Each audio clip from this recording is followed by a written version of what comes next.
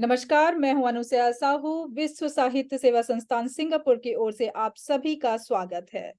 आज के हमारे अतिथि हैं मिस्टर वेंकटेश्वर राव। इनकी मातृभाषा तेलुगु है, परंतु इन्होंने हिंदी में पीएचडी कर भारत सरकार के रेल विभाग और सरकारी केनरा बैंक के से विशेषज्ञ हिंदी अधिकारी पद पर कार्यालयों और ग्राहकों के बीच हिंदी प्रयोग प्रसार संबंधी कार्य संभाला है। फिलहाल हिंदी लेखन कार्य से जुड़े हुए हैं। तो आइए जानते हैं कि इन्होंने अपने जीवन काल में, अपने कार्यकाल में किस तरह से हिंदी का प्रयोग किया, किस तरह से हिंदी का इन्होंने स्वागत किया और हिंदी में किताबें लिखी और इनकी किताबों ने कितनी सहूलियत पहुंचाई वहां पर कार्यकर्ताओं को। नमस्कार सर, आपका स्वागत है। सबसे पहले मैं आप और आपके जो विश्व साहित्य सेवा संस्थान सिंगापुर को भी मैं धन्यवाद देना चाहता हूं, और उसकी प्रभारी आप रही हैं। और आपके जो कार्यकाल में इस प्रकार के बहुत सारे साक्षात्कार लिए जाना वगैरह सचमुच जो भाषा के विकास में, प्रयोग प्रसार में एक नवोन्मेषी पहल है मैडम। इस पर लगातार धन्यवाद। कुछ साक्षात्कार कार्यक्रमों का आयोजन करना और धन्यवाद इसमें मुझे अवसर मिलना, मैं अपना आपको धन्य मानता हूँ। बहुत बहुत धन्यवाद मैडम। राव जी। मैं सबसे पहले आपका स्वागत करते हुए विश्व साहित्य सेवा संस्थान के द्वारा जो भी प्रश्न करूंगी तो आपको उनका जवाब जी देना होगा। जो जी जी जी। हमारे के अनुसार है, मैंने आपको पहले सारी चीजें एक्सप्लेन कर दी हैं। हाँ मैडम, हाँ हाँ हाँ। तो आपकी दी गई जानकारी के अनुसार हमें यह ज्ञात हुआ है कि बैंक के प्रधान कार्यालय में हिंदी जी विभाग में प्रभारी के रूप में आपने कार्य किया है। जी जी समूचे बैंक में हिंदी का उत्कृष्ट प्रयोग करने के लिए आपने आपके बैंक को राष्ट्रपति पुरस्कार से नवाजा गया है, जिसे जी बैंक के प्रबंध निदेशक द्वारा प्राप्त किया गया है। तो जी। पुरस्कार प्राप्त करने का पात्र बनने में हिंदी प्रभारी के रूप में आपका उल्लेखनीय योगदान रहा है। तो इस योगदान के विषय में आप हमें बताएं। जी, बहुत बहुत धन्यवाद मैडम। सबसे पहले ये आपने जो की बात कही है, पहले प्रोत्साहजनक प्रश्न है। मैडम, मेरा जो कार्यकाल हमारे प्रधान कार्यालय सिंडिकेट बैंक कर्नाटक मणिपाल में 4 साल रहा। हम्म, सेवानिवृत्त होने से हम्म, 2014 से 2017 तक। हम्म, तो इससे पहले भी हमारे बैंक में, जब सिंडिकेट बैंक में मेरी नियुक्ति हुई राजभाषा अधिकारी के पद पर, तभी मेरे जो प्रोफेशनल कार्यकाल में ही, परिवीक्षाधीन कार्यकाल में ही, हम्म, 1 साल होने के पश्चात दूसरे साल में ही, जब मैं विजयवाड़ा में था, संयुक्त आंध्र प्रदेश के जो नगर विजयवाड़ा में था, तब उस समय भी पहली बार हमारे जो अंचल कार्यालय को समूचे सिंडिकेट बैंक में स्थान प्राप्त करने का अवसर मिला, जो आंतरिक राजभाषाशील प्रतियोगिताओं में। तब जी से एक प्रकार का प्रोत्साहन भी मिला मुझे। जी तो जब कभी कुछ कार्य करना हो तो तथ्यपरक कार्य यदि हम करेंगे और अपने आप हम प्रश्न करेंगे कि हम कहाँ तक सही है और कहाँ तक और आगे बढ़ना है, और हमने जो किया है उसमें तथ्यपरकता कितनी है, इसे हमें परखना पड़ता है। जी इसमें कहाँ हम पीछे हैं, कहाँ हम आगे हैं, इस जी प्रकार हमें एक प्रकार का विश्लेषण करना पड़ता है, एनालिसिस करनी पड़ती है। संतुलन बना करके। हाँ हाँ जी। तो उस हिसाब से जब मैंने जो कार्यभार संभाला हमारे जो बैंक के प्रधान कार्यालय में, तो तब से ही मेरे मन में था कि जो एक सर्वोच्च पुरस्कार होता है, सर्वश्रेष्ठ और सर्वोत्कृष्ट पुरस्कार होता है राजभाषा कीर्ति पुरस्कार, ये राष्ट्रपति महोदय प्रदान किया जाता है, और कुछ अनिवार्य परिस्थितियों में अन्य उपराष्ट्रपति महोदय या गृह मंत्री महोदय के हाथों इसे प्रदान किया जाता है, और संस्था के प्रधान। तो मैंने सोचा हमारे बैंक को भी यह पुरस्कार प्राप्त हो, क्योंकि तब तक यह पुरस्कार हमारे बैंक को नहीं मिला। तो मैंने जो उस पुरस्कार की जितने भी जो मानदंड होते हैं, जो गृह मंत्रालय के राजभाषा विभाग के साइट में भी मिल जाते हैं, और उनके विभिन्न जो प्रपत्रों के माध्यम, ज्ञापनों के माध्यम से भी बहुत सारे डिटेल्स हमें मिल जाते हैं, एक्चुअली किस प्रकार की कार्रवाई करनी है, किस प्रकार के मानदंड है, और क्या क्या हमें करना चाहिए। सो उसको हमने एसेस कर लिया है। मैं बोले तो अकेला मैं नहीं हूँ, क्योंकि हमारे जो एक बड़ा राजभाषा विभाग होता है उसमें 18 मेंबर्स टीम थी उस समय, जो प्रधान कार्यालय के राजभाषा विभाग में। सो हमारे जो अन्य अधिकारी और अन्य मित्रों के साथ हमने एक्चुअली पूरा उस पर एक विचार विमर्श किया और एक भावी कार्य योजना प्लान हमने तैयार की है कि एक एक जो मद के संबंध में हमें किस प्रकार की कार्रवाई करनी है। हाँ, क्योंकि जो गृह मंत्रालय राजभाषा विभाग के वार्षिक कार्यक्रम होता है हाँ, और गृह मंत्रालय राजभाषा विभाग के अन्य मार्गदर्शन है और राजभाषा नीति है, राजभाषा अधिनियम है, राजभाषा नियम है, बहुत सारे जो जो हाँ, हम जो रोजमर्रे के काम में हम जो इन नियमों का हम पालन करते हैं, जी जी। उसके आधार पर हम्म, हमने एसेस करके हमारे बैंक की कमियां कहाँ कहाँ है, पहले हमने ये देखा है किस क्षेत्र में हम पीछे हैं और हाँ, किस क्षेत्र में हमारा कार्य संतुष्टिजनक है। हम्म, सो जिस कार्य में, जिस क्षेत्र में है हमारा कार्य संतुष्टिजनक है, उसमें कमी ना आने देते हुए, हम्म, और जहाँ थोड़ा वीक है, जहाँ हम कमजोरी है, और हम्म, उसको कैसे उससे हम आगे बढ़े, उस हिसाब से हमने कार्य योजना तैयार करके उस हिसाब से हम कार्य करना शुरू किया है। हम्म, और हमें 1 साल लगा है। जिस हम्म, साल हमने ज्वाइन किया था उस समय तो हमें मिलना संभव नहीं था, क्योंकि और मेरे मन में हमेशा यही रहता है कि खाली एक्चुअली पुरस्कार प्राप्त करने के लिए हम काम नहीं करते हैं, काम करने से पुरस्कार की अपेक्षा करते हैं। जी जी। क्योंकि काम करने पर पुरस्कार नहीं चाहिए, वैसी भावना नहीं है। बिल्कुल बिल्कुल। हाँ, लेकिन हमें चाहिए कि हमें पुरस्कार भी चाहिए, लेकिन काम करके पुरस्कार मिलना चाहिए। और कोई आकर देखे, और कोई निरीक्षण भी होते हैं, क्योंकि संसदीय राजभाषा समिति के निरीक्षण, उच्च स्तरीय निरीक्षण होते हैं, और गृह मंत्रालय के निरीक्षण होते हैं, हम्म, और भारतीय रिजर्व बैंक के निरीक्षण होते हैं, और हम्म, आंतरिक निरीक्षण होते हैं अपने बैंक के ही। तो हमें, हमारे मन में हमेशा वैसी रहता था, मेरे मन में वही रहता था कि कोई भी आकर देखे, हम्म, वहां उनको कुछ मिल, हमने यह किया है, हमने यह रिपोर्ट की है, और इसके आधार पर यहाँ अभिलेख उपलब्ध है, कार्रवाई यहाँ हो गई है। तो हम्म, इसको केंद्र बिंदु बनाकर हम्म, हमने उस प्रकार काम किया था। और उस प्रकार देश भर में, क्योंकि यह प्रधान का स्तर का नहीं है, क्योंकि देश भर का जो हमारे जो संस्था में जो काम होता है, हम्म, गांवों में भी जो शाखाएं होती हैं, हम्म, शहरों में, अर्ध शहरी शहरों में, क्योंकि देश भर फैले हुए रहते हैं जो बैंक, आप जानती हैं। तो उस प्रकार हम देश भर में एक्चुअली इसका विस्तार कर लिया है काम का। एक्चुअली उसमें बहुत सारे हमने एक्चुअली, पहले हमने प्रशिक्षणों को प्राथमिकता दी है, हम्म, कर्मचारियों को हिंदी में प्रशिक्षित करने के लिए। और आजकल जो एक्चुअली नई टेक्नोलॉजी की सुविधाओं से उनका उपयोग करते हुए कर्मचारी कैसे काम करेंगे, टंकन कैसे करेंगे, हम्म, वॉइस टाइपिंग कैसे हम्म, करेंगे, अनुवाद कैसे करेंगे। सो इस प्रकार की जो गतिविधियों से हमने मार्गदर्शन कार्यक्रमों का आयोजन किया, और भाषा प्रशिक्षण कार्यक्रमों का आयोजन किया। हम्म, और उसके अलावा बाकी जितने भी हिंदी पत्राचार में, ये लोग पत्राचार में हिंदी का प्रयोग कैसे करेंगे, और हम्म, विभिन्न प्रकार के जो प्रपत्रों में, फॉर्मेट में किस प्रकार हिंदी फिलअप करेंगे, हम्म, और किस प्रकार ग्राहकों से हिंदी में संपर्क करेंगे, हम्म, और किस प्रकार अपनी जो कार्यालय में हिंदी प्रयोग से संबंधित बैठकों का आयोजन करेंगे, निरीक्षण आने से किस प्रकार वो अभिलेख वगैरह बनाकर वो दिखा पाएंगे, दे पाएंगे।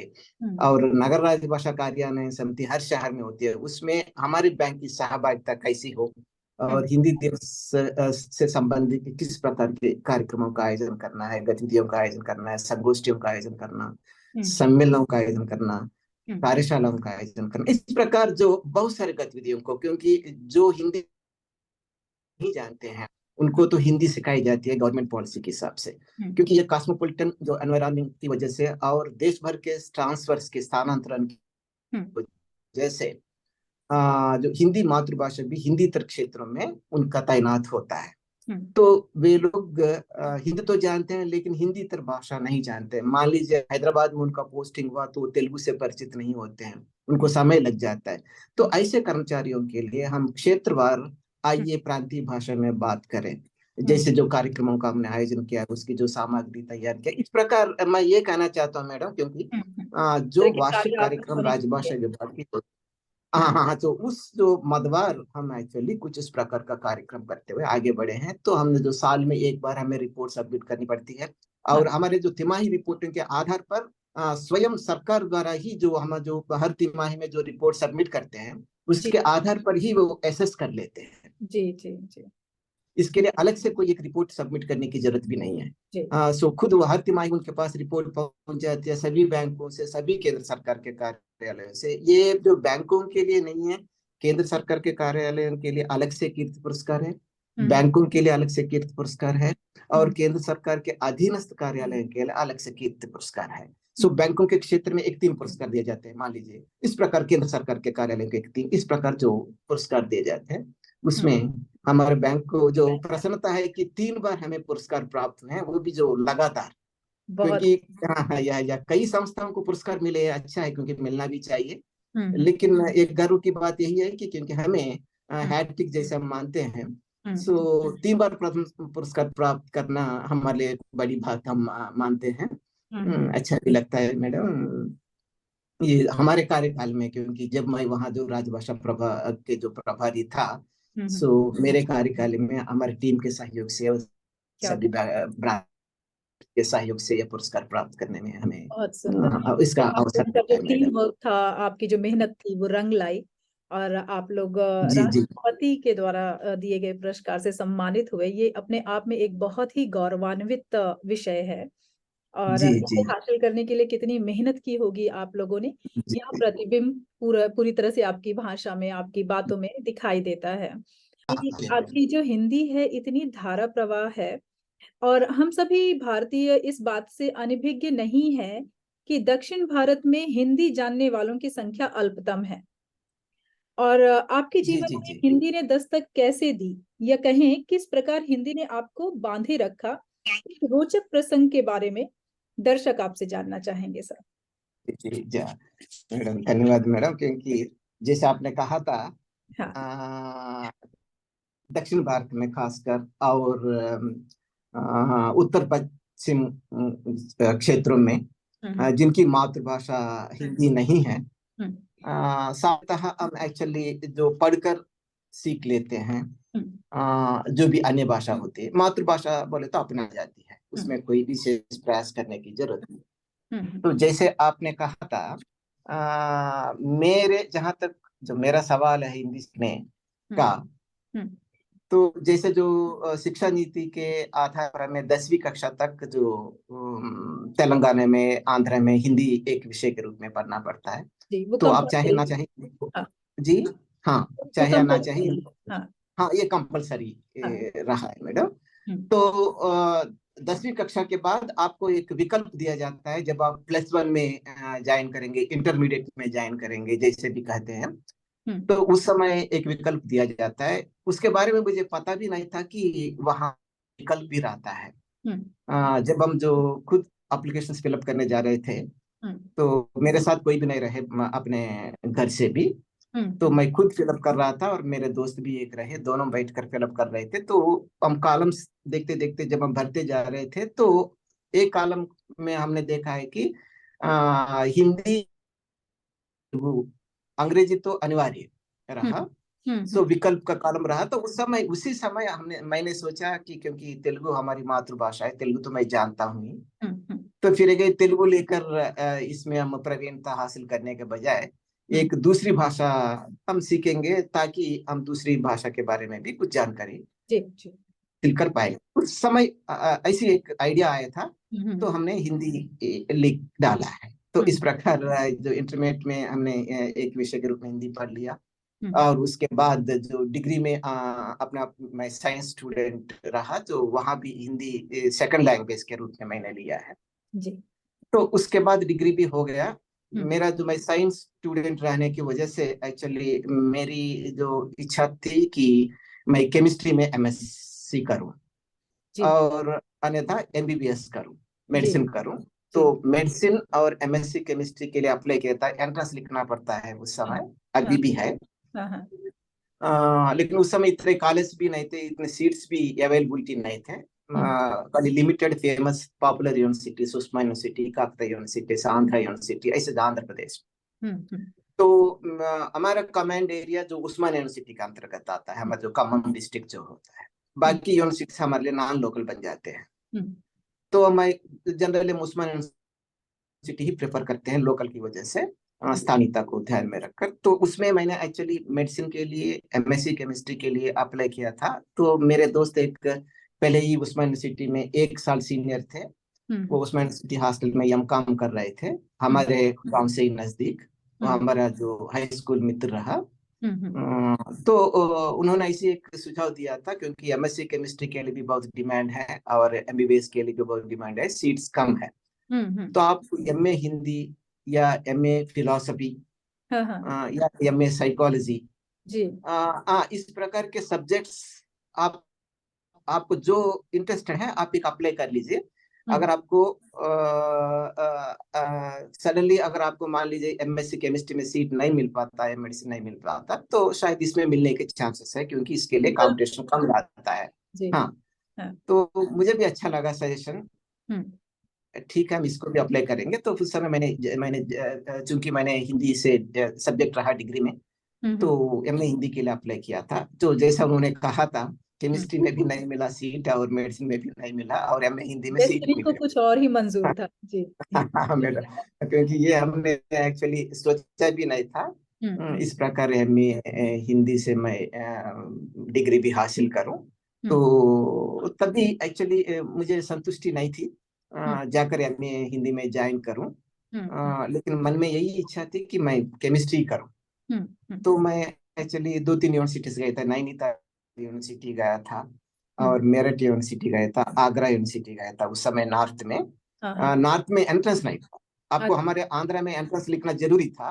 आपको उत्तर भारत में, क्योंकि आपको अंकों के हिसाब से, रैंक के हिसाब से पेड़ के हिसाब सीट मिल जाता था। तो इसीलिए, क्योंकि अच्छे मार्क्स थे, तो मैंने इस प्रकार जाने से मेरठ यूनिवर्सिटी में, बड़ौत एक शहर है, वहाँ दिगंबर जैन कॉलेज में एमएससी केमिस्ट्री में एडमिशन मिला है।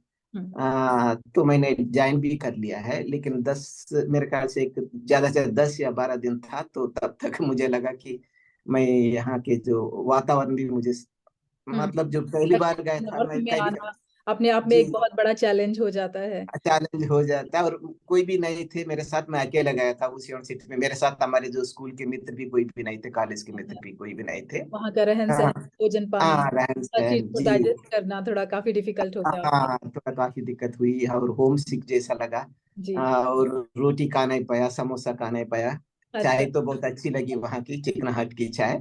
अच्छा, अच्छा, फिर भी सोचा, क्योंकि उस समय फिर मैं हैदराबाद में जो हॉस्टल में जो मित्र था उनसे मैंने बात की, क्योंकि ऐसा मुझे लग रहा है, क्योंकि मन नहीं कर रहा है। तो बाय द टाइम जब मैंने डिसीजन लिया था, तो एक ही दिन बचा है जो उस्मान यूनिवर्सिटी में एमए हिंदी में एडमिशन लेने में, आखिरी दिन खाली एक ही दिन रहा। तो मैं मेरठ से निकलूं तो भी मैं समय पर नेक्स्ट डे यहाँ पहुंच नहीं पाता हूँ, ट्रेन से ही आना था।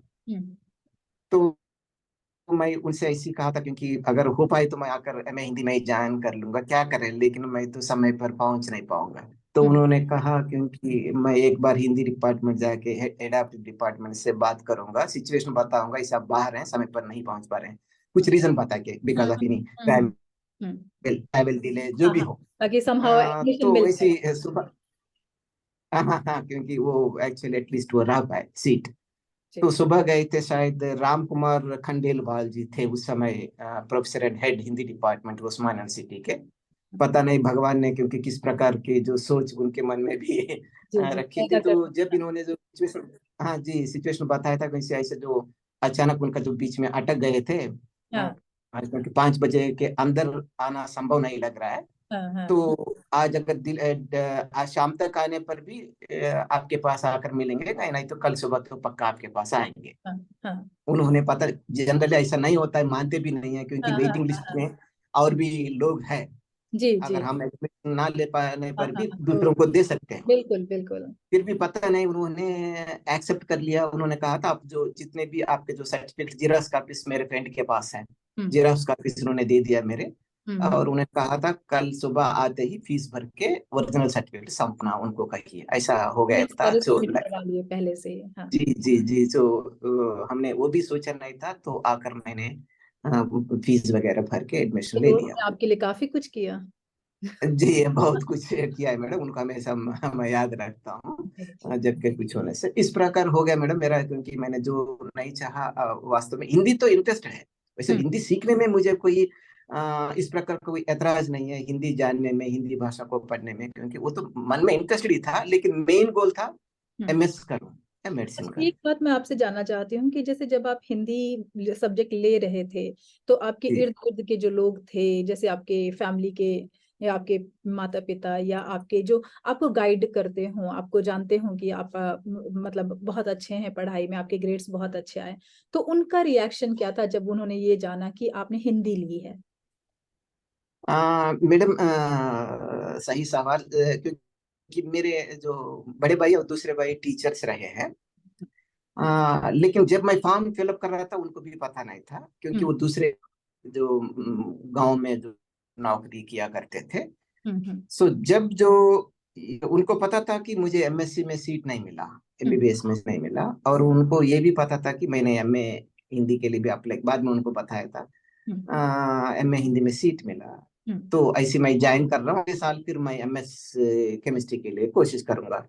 हॉस्टल में रहकर मैं एंट्रेंस प्रिपेयर करके केमिस्ट्री करूंगा, लेकिन एमए हिंदी में तो नहीं रहूंगा। हम्म तो उन लोगों ने भी कहा था ठीक है, जैसी आपकी इच्छा, आप फिर प्रिपेयर करके इधर एमएससी केमिस्ट्री में या एमबीबीएस में जो हाँ, भी हो आप कर लीजिए। लेकिन बाद में मैं एक साल करने के बाद मुझे जो माहौल भी अच्छा लगा, जो अपने जो फ्रेंड्स भी अच्छे लगे, अपने एमए हिंदी क्लासमेट्स वगैरह, लेक्चरर्स अच्छे लगे, हम्म और उस समय सिचुएशन भी था थोड़ा एमए हिंदी करने से टीचिंग प्रोफेशन में जाने के लिए चांसेस बहुत थे। हम्म सो मुझे टीचिंग का भी इंटरेस्ट, शौक था। तो मैंने सोचा अभी फिर अगेन एक साल मेरे लिए नुकसान भी होता है अगर मैं दूसरे सब्जेक्ट में जाऊं। हम्म तो एक साल अननेसेसरली वेस्ट करने के बजाय अगर मैं एमएससी में भी जाऊं, हम्म केमिस्ट्री में भी जाऊं, मैं लेक्चर पोस्ट में ज्यादातर जाने की इच्छा रही। तो हम्म उसके बजाय ठीक है, हम एमए हिंदी में एडमिशन ले लिया है, अच्छे मित्र है, माहौल अच्छा रहा, अगर इसमें ही हम नौकरी करेंगे। हम्म तो सोचकर बाद में इरादा मैंने बदल दिया है, बाद में एमएससी के लिए एमबीबीएस के लिए अप्लाई भी किया नहीं है।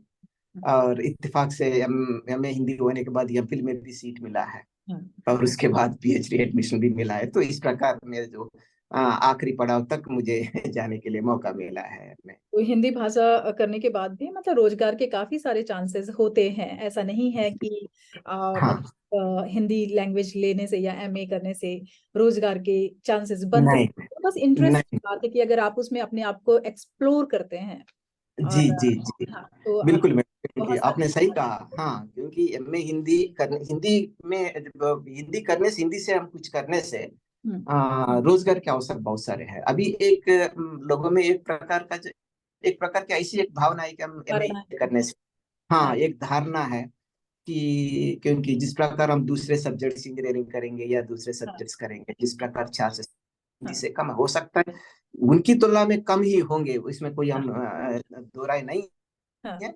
फिर भी हिंदी करने पर भी बहुत सारे जो बहुत चांसेस, सारे। निजी रूप से भी और सरकार की तरफ से भी बहुत सारे जी जी जी। अवसर हमें मिलते हैं। बहुत सही जवाब दिया आपने इस बात के लिए जी कि मतलब भाषाओं को सीखना अपने आप में एक बहुत अच्छी कला है, और जिसके अंदर ये जी कला है वो उसे रोजगार की भाषा भी बना सकता है। ऐसी कोई ऐसी बहुत सारी संभावनाएं हैं, या सरकार के द्वारा भी बहुत सारी ऐसी पोस्ट हैं जो कि जी उनका इंतजार करती हैं कि जो हिंदी भाषा बहुत अच्छी तरह से जानते हैं। और मेरे ख्याल से हर क्षेत्र में, ना कि सिर्फ बैंकिंग सेक्टर में।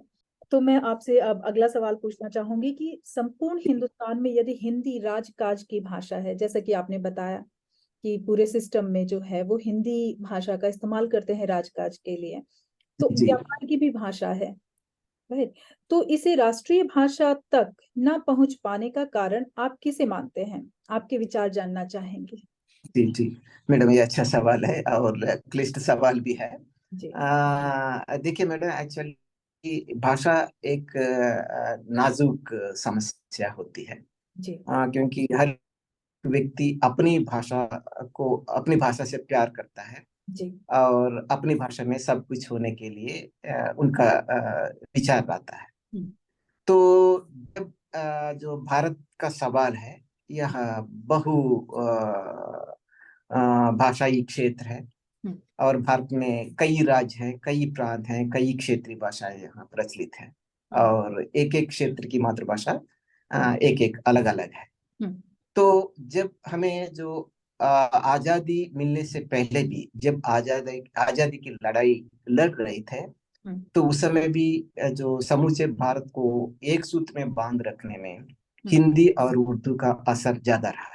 क्योंकि हिंदी के तो बहुत सारे क्षेत्र उनकी मातृभाषा हिंदी है। तो लगभग 60% जो अपने जो भारत के भूभाग है उसमें हिंदी जानने वाले रहते हैं और अभी भी। और दक्षिण क्षेत्र में या उत्तर पश्चिम क्षेत्र में जब आप आएंगे तो इनकी मातृभाषा हिंदी ना रहने पर भी हिंदी से खासकर शहरों में, बड़े बड़े नगरों में हिंदी से और उर्दू से प्रभावित रहे हैं उस समय। और जो इस प्रकार जब जो जाति पिता गांधी जी और जो भी जितने बड़े विनोबा भावे और बड़े बड़े जो नेताजी उस समय जो देश भर में सुभाष चंद्र बोस जो भी जो बड़े नेता सरदार वल्लभ भाई पटेल जो भी थे, सो देश भर में जब वो अपने जो आजादी आंदोलन चला रहे थे तो बहुत सारे जो हिंदी तर लोगों को भी वो अपने साथ ले पाए हैं। सो इसका कारण जो है जो हिंदी भाषा एक माध्यम बना है, चाहे वो बात क्यों ना कर पाए लेकिन समझ तो टूटी फूटी हिंदी तो समझ पाए बहुत सारे लोग, खासकर जो नगरों में और शहरों में। तो इसका प्रभाव तो पहले से रहा है भारत में। और जब हमें जब हम आजाद हुए जो अंग्रेजी पालक से 1947 में, तो उससे पहले जो 1946 में ही एक्चुअली संविधान हमारे भारत का जो संविधान तैयार करने के लिए एक संविधान सभा की जो नियुक्ति की गई थी उसमें बड़े बड़े नेता शामिल थे उसमें। तो उस समय जो भाषा के बारे में भी बात आई थी, हम किस भाषा को हमारे भारत की राष्ट्रभाषा हम घोषित करेंगे। तो पहले से जो बहुत सारे लोग हिंदी को राष्ट्रभाषा बनाने के पक्ष में रहे हैं। अब 1917 में जब गुजरात में भरूच में एक गुजरात जो शिक्षा मंडल की जो बैठक हुई थी गांधी जी के नेतृत्व में, और 1917 में इंदौर में साहित्य सम्मेलन हुआ था, उसमें भी जो गांधी जी ने एक्चुअली उनके भाषण में और लोगों को संबोधित करते हुए उन्होंने कहा था क्योंकि भारत की राष्ट्रभाषा हमारी राष्ट्रभाषा हिंदी ही हो सकती है, क्योंकि ये सांस्कृतिक दृष्टि से और सांस्कृतिक दोनों इनके जो दृष्टि से हिंदी ही एकमात्र ऐसी भाषा है जो राष्ट्रभाषा बनने में समर्थ है। तो उनके भाव में मतलब मैं ये कहना चाहता हूँ कि जब कभी जो गांधी जी हिंदी के बारे में कुछ कहना चाहते, संबोधित करना चाहते, तो राष्ट्रभाषा से ही संबोधित किया करते थे। और उसके अलावा जो बाल गंगाधर तिलक जी और बाद में जो एक्चुअली लाला लाजपत राय जी थे और सरदार वल्लभ भाई पटेल जी थे और सुभाष चंद्र बोस जी थे और आंध्रा से आपको मोटूर नारायण जी थे और तमिलनाडु से सुब्रमण्य भारती जी थे और सी राजगोपालाचारी जी थे। सो विभिन्न क्षेत्रों के केवल हिंदी क्षेत्र के भी बहुत सारे जो नेताजी और भाषाविद विद्वान हिंदी को राष्ट्रभाषा बनाने के पक्ष में ही थे। लेकिन जब संविधान सभा में जो क्योंकि जब जो आमतौर पर चर्चा हो रही थी तो उस समय कई लोगों के विचार भी ऐसे रहे, क्योंकि भारत की सभी भाषाएं राष्ट्रभाषाएं ही होती हैं। जब मैं भारतीय हूँ, जब मैं भारत का जो नागरिक हूँ तो मैं गर्व से कहता हूँ मैं भारतीय हूँ। मैं ये नहीं कहूंगा कि मैं ये नहीं कहूंगा कि मैं कन्नड़ का हूँ, नहीं तो मैं तेलुगु का हूँ, ऐसे। तो इसी प्रकार जो अपनी भाषा भी राष्ट्रीय भाषा ही है, इसको आप प्रांतीय भाषा के रूप में अलग ना करें और कोई हिंदी को लेकर आप उसको एक उच्च स्थान में लेना जाए, इस प्रकार के कुछ विचार विमर्श हुआ था। जी। सो इस प्रकार के जो मतभेद विचार विमर्श रहे तो उस समय फिर जो तमिलनाडु के गोपाल स्वामी अयंगार और महाराष्ट्र के मानिकलाल मुंशी जी, कन्हैयालाल मानिकलाल मुंशी जी और इस प्रकार के, और आंध्र प्रदेश के जैसे मैंने कहा था मोटूर सत्यनारायण जी। सो ये सब लोग एक्चुअली उस समय जो आपस में चर्चा करके एक प्रस्ताव रखा था। उस प्रस्ताव रखने वालों में सबसे पहले व्यक्ति थे गोपाल स्वामी अयंगार जी थे जो तमिलनाडु के। तो उन्होंने कहा हम हिंदी को राजभाषा के रूप में इसको हम डिक्लेयर करेंगे, घोषित करेंगे। इसको हम डिजिग्नेट करेंगे राष्ट्रभाषा के बजाय। अगर हम हिंदी को राजभाषा के रूप में घोषित करने पर भी तो इसका प्रभाव वैसी रहेगा जिस प्रकार भाषा हम बनाए उसका प्रभाव रह सकता है।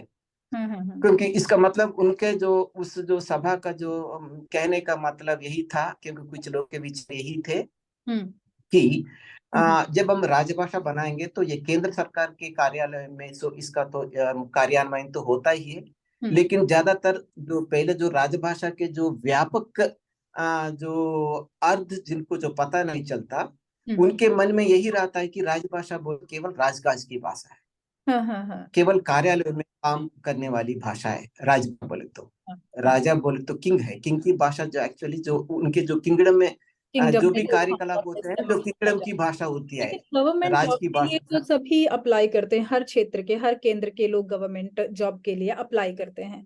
तो ये जी राजकाज की भाषा सभी को आना जरूरी है।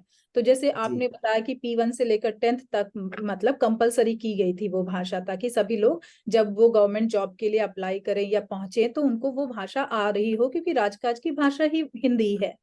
तो जी। इस तरह से हिंदी भारत में, हिंदुस्तान में तो प्रमुख लेवल पे एक आ ही रही थी वो, मतलब ऐसा दिखाई दे रहा था सामने से। लेकिन फिर भी उसको मतलब राष्ट्रीय भाषा नहीं बनाया गया, क्योंकि दूसरे प्रांत वाले कह रहे हैं कि उनकी भी भाषा को महत्व देना चाहिए। जी तो जी क्या जी राष्ट्रीय बिल्कुल। भाषा मतलब अगर हिंदी हो जाती तो क्या दूसरे प्रांतीय भाषाओं को उतना वो स्तर नहीं मिलता क्या, वह लेवल नहीं मिलता क्या? मैडम एक्चुअली ये उस समय उनका कहना था कि क्योंकि केंद्र सरकार के कार्यालयों में हम्म इस भाषा का राजभाषा हिंदी का प्रयोग होता है, हम्म और राज्य स्तरीय कार्यालयों में अपनी राज्य भाषा का प्रयोग होता हम्म है। तेलंगाना हो तो अपने जो स्टेट गवर्नमेंट के जितने भी जो कार्यकलाप होते हैं हम्म तेलुगु में किया जा सकता है, अन्यथा आप चाहे तो अंग्रेजी में भी कर सकते हैं। हम्म तो एक्चुअली यहाँ उस समय का जो उनके मन में यही था कि क्योंकि जो विरोध था राष्ट्रभाषा बनाने के लिए हिंदी को, हम्म उस विरोध को कम करना चाहिए था। हम्म अन्यथा क्योंकि इसको राष्ट्रभाषा नहीं बनाने देते थे, लेकिन क्योंकि इस देश में सबसे ज्यादा बोली जाने वाली भाषा हिंदी रही है, जी तो अगर दूसरों की अगर बात हम कहकर हिंदी को हम पीछे रख लिया हाँ तो एक्चुअली संपर्क सूत्र बिगड़ जाता है, बिल्कुल बिल्कुल संपर्क कट जाता है। हाँ तो हाँ यही सोचा था अगर राजभाषा दूसरे मान लीजिए रास्ता दूसरा है, हाँ क्योंकि एक रास्ते पे हम जाना चाहते हैं, तो क्योंकि जब हम अलग अलग लोग अलग अलग रास्ता जाना चाहेंगे तो हाँ मंजिल एक ही होती है, लेकिन हाँ रास्ता अलग अलग ले लेते हैं। हाँ तो इन्होंने क्या किया, एक राजभाषा का नाम देकर, हो सकता है क्योंकि राष्ट्रभाषा और राजभाषा में तो अंतर ज्यादा है, क्योंकि बिल्कुल आप उसके जो हाँ उसके जो एक्चुअली आप उनकी जो शर्तें देखेंगे हाँ और उसका जो सांस्कृतिक दायरा देखेंगे, हाँ उसके जो जो प्रभाव देखेंगे, उसका जो भाषा दायरा देखेंगे, तो राजभाषा और राष्ट्रभाषा का यदि हम परिभाषा देंगे हाँ तो अलग है। जी लेकिन अगर राजभाषा बनाने पर भी आप इसका असर आप छोड़ सकते हैं देश भर में।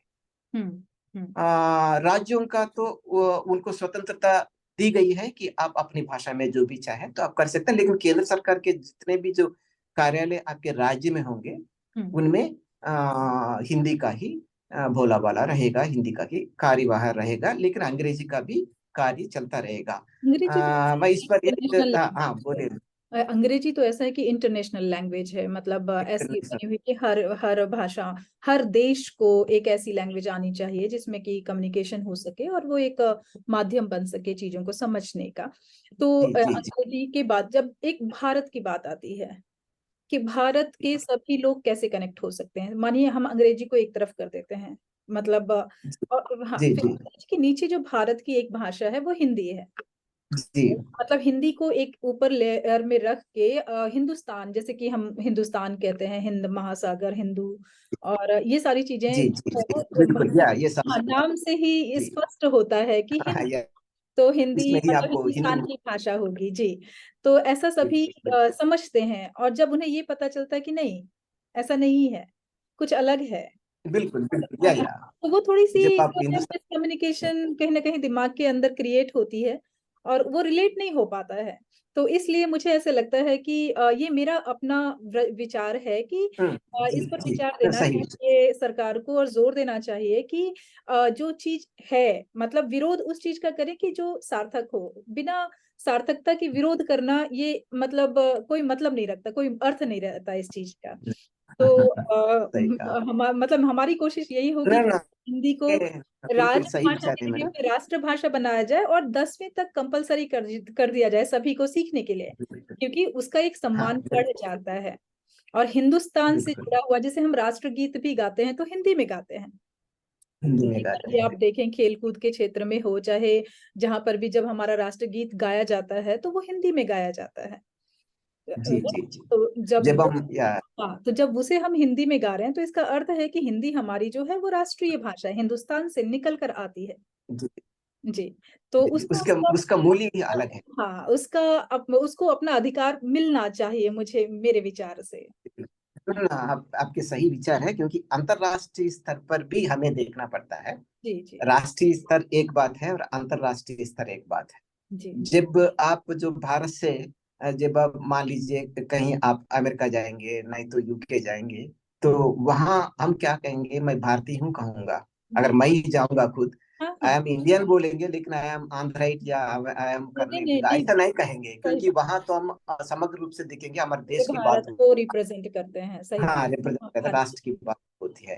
हम्म जैसे आपने कहा था, एक्चुअली भाषा के बजाय, हम्म क्योंकि जो हिंदी को अगर राष्ट्रभाषा बनाई जाती तो बहुत अच्छा होता, क्योंकि बड़े लोगों का भी विचार यही था उस समय।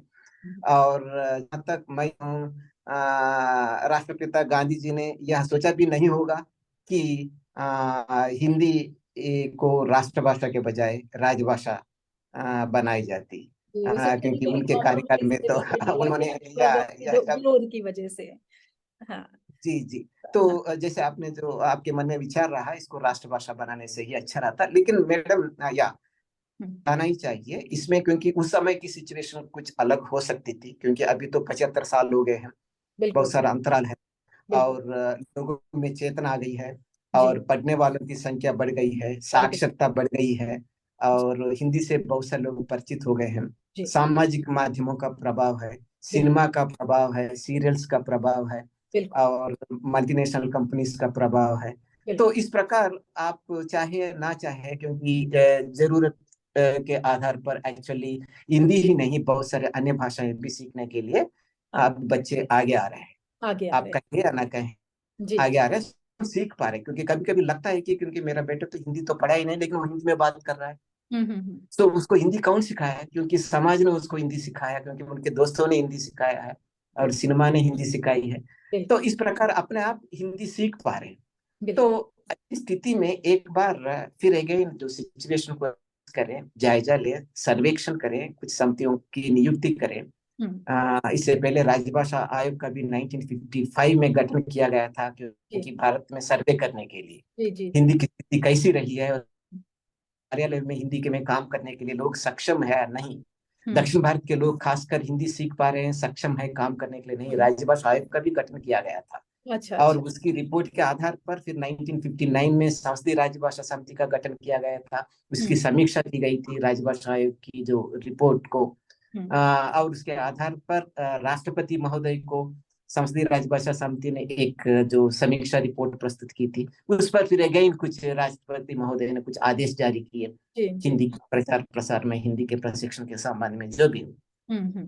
तो कहने का मतलब यही है कि मैडम, मैं भी व्यक्तिगत रूप से कहूँ तो हम्म। हिंदी को राष्ट्रभाषा ही होनी चाहिए, अ, परिस्थितियां बनाना नहीं, चाहिए। इस बात पर हम जोर दें अगर तो सरकार इस बात को मान भी सकती है, अकॉर्डिंग टू। हाँ, और जी जी, और सरकार की क्या है ना मैडम, क्योंकि अपने अपनी मजबूरियां होती हैं, क्योंकि जी सभी राज्यों को एक साथ लेकर उनको बिल्कुल चलना है, बिल्कुल। चलने की स्थिति होती है, और भाषा जैसे मैंने कहा था पहले ही नाजुक समस्या है। जी और इस प्रकार का एक भड़काव भी उत्पन्न किया जा सकता है, पैदा बिल्कुल किया जा सकता है। बिल्कुल। उन्हें पूरा तो देश लेकर चलना जी, है। समरसता को ध्यान में रखकर हो सकता है, क्योंकि ऐसा नहीं है कि कोई ऐसे इसमें कोई विशेषज्ञ नहीं है और हम्म, इसके बारे में नहीं सोचा है, कोई शिक्षा हम्म, मंत्रालय इसके बारे में नहीं सोचा, मानव संसाधन मंत्रालय इसके बारे में नहीं सोचा, नहीं तो भाषा विधि में नहीं सोचा।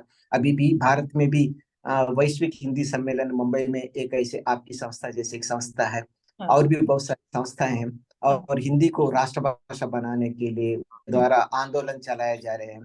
जी और इंडिया को भारत में भारत के रूप में परिवर्तित करने के लिए नाम परिवर्तित करने के लिए भी आंदोलन चलाए जा रहे हैं, इस प्रकार के चल रहे हैं। हो सकता है भविष्य में कुछ ऐसा नाम निकले। और इस संबंध में एक छोटी सी बात कहना चाहूंगा मैडम। राष्ट्रभाषा की जब बात होती है तो मेरे मन में भी हमेशा ही रहता है, कई मंचों पर भी मैंने कभी कभी कुछ जो चर्चाएं होती हैं तो इस प्रकार के जो विचार व्यक्त किया करता था। अभी तो 10वीं कक्षा तक तो हिंदी पढ़ना तो अनिवार्य है, हर जगह होती रहते हैं। इवन राष्ट्रीय शिक्षा नीति रिसेंटली उसका भी जो प्राइमरी लेवल पर अपर मिडिल स्कूल तक हिंदी पढ़ना जरूरी है एक विषय के रूप में। लेकिन मेरे मन में यही रहता था, बहुत सारे लोग भी यही चाहते हैं, क्योंकि जिस प्रकार आप स्नातक स्तर तक डिग्री तक अंग्रेजी को एक अनिवार्य विषय के रूप में रखा है, क्योंकि उसके लिए कोई ऑप्शन नहीं है, विकल्प नहीं है। अब 10th में भी अंग्रेजी पढ़ना है, इंटरमीडिएट में भी अंग्रेजी विषय को पढ़ना है, डिग्री में भी अंग्रेजी विषय को पढ़ना है, पीजी में आने के बाद सारे सब्जेक्ट ही अंग्रेजी में है। नो, मीडियम तो अलग बात है। अगर आप तेलुगु मीडियम भी ले, तमिल मीडियम भी ले, नहीं तो हिंदी मीडियम भी ले, लेकिन अंग्रेजी एक विषय के रूप में सब्जेक्ट को पास करना जरूरी है। बिल्कुल, जबकि वहां आपको हिंदी या कोई अन्य भाषा का विकल्प है। सो इस प्रकार मैं चाहता हूँ इस प्रकार का विकल्प ना दिया जाए। वहां अंग्रेजी भी पढ़े, अंतरराष्ट्रीय भाषा मना नहीं कर पाएंगे, और अपनी क्षेत्रीय भाषा भी पढ़े, उसके साथ साथ हिंदी भी पढ़े स्नातक स्तर तक। हो सकता है क्योंकि मनोविज्ञान कहता होगा कि क्योंकि इतने सारे सब्जेक्ट्स वो पढ़ नहीं पाएंगे, क्योंकि दिमाग में बिठा नहीं पाएंगे, ऐसी स्थिति नहीं है।